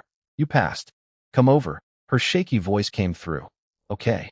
I'm coming right now. She grabbed her medical kit and fled that apartment like it was on fire, which, given what had been cooking in that kitchen, was probably preferable to what was actually in there. I unlocked my front door, for layers of locks. Then I stepped back 2 paces and raised my pistol, aimed directly at the entrance. Checked my security camera one more time. Zhou Kuo alone in the hallway, no ambush, no followers. Only then did I remotely unlock the final electronic bolt. You can come in. She pushed the door. It was heavy. She struggled, barely able to move it with her depleted strength. But the moment a crack appeared, warm air rushed through the gap and wrapped around her like a hug from God himself. Her eyes lit up. Actual light returned to those exhausted, frozen eyes. Warmth. Real warmth. Something she hadn't felt in weeks. She shoved harder, squeezed through the opening, and stepped inside. The transformation was instant. The bone-deep cold that had been her constant companion for weeks began melting away. Warmth soaked into her from every direction. The floor, the walls, the air itself. It was like stepping into a warm bath after swimming in the Arctic. Then it got too warm. She was wearing 6 layers of clothing, 2 down jackets, 3 sweaters, thermal everything. In my comfortable 27 degrees, she went from frozen to boiling in about 30 seconds. So right there, in my entryway, with my gun still pointed at her face, Zhou Kuo started frantically ripping off her clothes like they were on fire. Priorities. She stood there gasping, eyes glistening with tears. Not sad tears, joy tears. Warmth. Actual, real, glorious warmth. The woman looked like she'd just been reunited with a long-lost lover, except the lover was central heating. Forgetting something? I said coldly, gun still aimed at her. This is my house, and you haven't fully passed my test yet. That snapped her back to reality. There was a man with a gun standing 3 feet away. Minor detail she'd overlooked in her thermal ecstasy. She forced a smile. I did everything you asked. Drugged them, tied them up, handed over the gun. Isn't that enough to trust me? Those guys were your problem too. Killing them wasn't purely for me. You needed them gone to survive. That only proves you're useful. Now you need to prove you're harmless. That was the real issue. After living through one apocalypse and getting literally eaten by people I trusted, I wasn't about to let anyone into my fortress without absolute certainty they wouldn't stab me in my sleep. Didn't matter how pretty, how skilled, how trustworthy they seemed. I trusted exactly one person in this world, me. Zhou Kuo looked desperate. She could feel the warmth wrapping around her like a blanket, and the thought of being sent back into that frozen nightmare was clearly unbearable. What do I have to do to prove I'm harmless? She stared at me with pleading eyes. A proud, cold, professional woman reduced to near begging. The apocalypse really was the great equalizer. I looked at her suspiciously. You don't have any weapons hidden on you, do you? She held up both hands. Look at me. Where would I even hide anything? I gestured with my gun. Hands up. Against the door. She understood immediately. A search, to make sure she wasn't carrying anything that could end my life while I slept. Embarrassment flickered across her face, but she was smart enough to know she had zero bargaining power. My house, my rules. She wanted warmth, safety, and food. The price was playing by my rules, no exceptions. Fine, I understand. She raised her hands, placed them behind her head, and pressed herself against the door, just like in the cop shows. I walked over and conducted a thorough, professional search, purely for safety. I was a gentleman of the highest order and had absolutely no ulterior motives whatsoever. None. Zero. This was strictly a security procedure.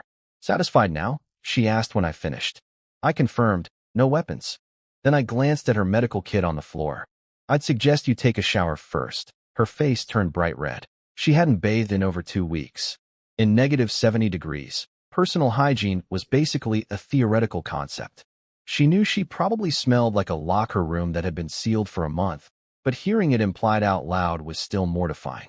She practically sprinted into the bathroom. I grabbed some women's clothing from my pocket dimension. The warehouse had everything, and left them outside the bathroom door. Here are some clean clothes. I picked them based on your measurements. Try them on. If they don't fit, I'll find something else. Years of warehouse management had given me an expert eye for sizing. One glance at Joe Coeur, and I knew exactly what she needed. Professional skill. Nothing more. A tiny came from behind the bathroom door. Then the sound of running water. While she showered, I opened her medical kit and carefully inspected every item. Almost empty, a few rolls of nearly finished gauze, and 2 sealed syringes. I stared at those syringes for a moment. A needle in the neck while I was sleeping? No thank you. I confiscated them into my pocket dimension and closed the kit. Then I sat on my couch and waited. Gun on the armrest. Within reach. Always. Inside the bathroom, Joe Coeur was apparently having a religious experience. I could hear. Nothing unusual, just running water, but I knew what was happening in there. Hot water hitting skin that hadn't been warm in weeks. That first shower after deprivation is better than any spa, any vacation, any luxury money can buy. She was probably crying again. Half an hour passed. She'd been in there 30 minutes. Then she apparently remembered this wasn't her bathroom and started rushing. Good instinct. Water was precious in the apocalypse. Though honestly, I had enough stored water to fill a swimming pool, plus unlimited snow outside. I wasn't going to nag her about shower length. I had bigger concerns, like whether this woman would try to murder me. The bathroom door cracked open. A steaming arm reached out, grabbed the clothes, and disappeared back inside. A few minutes later, Joe Coeur emerged in the sleepwear I'd provided, damp hair cascading down her back, steam still rising off her skin. Fresh from the shower, no makeup, no styling. She looked, well, the word, stunning, came to mind, but I immediately filed it under irrelevant tactical observation. My hand was on my gun. My eyes showed zero appreciation for aesthetics, only vigilance. Until I was 100% certain this woman was safe, she was a potential threat in pajamas. Women, children, elderly. In the apocalypse, anyone could be the thing that kills you. Pretty packaging just makes the danger harder to spot. Thank you, Zhangyi. I haven't showered in so long. I used a lot of your water. You're not angry, right? She was timid. Careful. Walking on eggshells in a stranger's home. Fully aware that one wrong word could get her thrown back into the frozen wasteland. She didn't know what kind of person I was. For all she knew, I could be worse than Qin Zhenghao, just with better real estate. Smart woman. Stay humble, stay polite, stay alive. The moment you've experienced 27 degrees of heated comfort, going back to negative 70 isn't just unpleasant. It's unthinkable. Once you've tasted luxury, poverty hits 10 times harder. I kept my expression neutral, gun visible on the armrest, and waited for the real conversation to begin.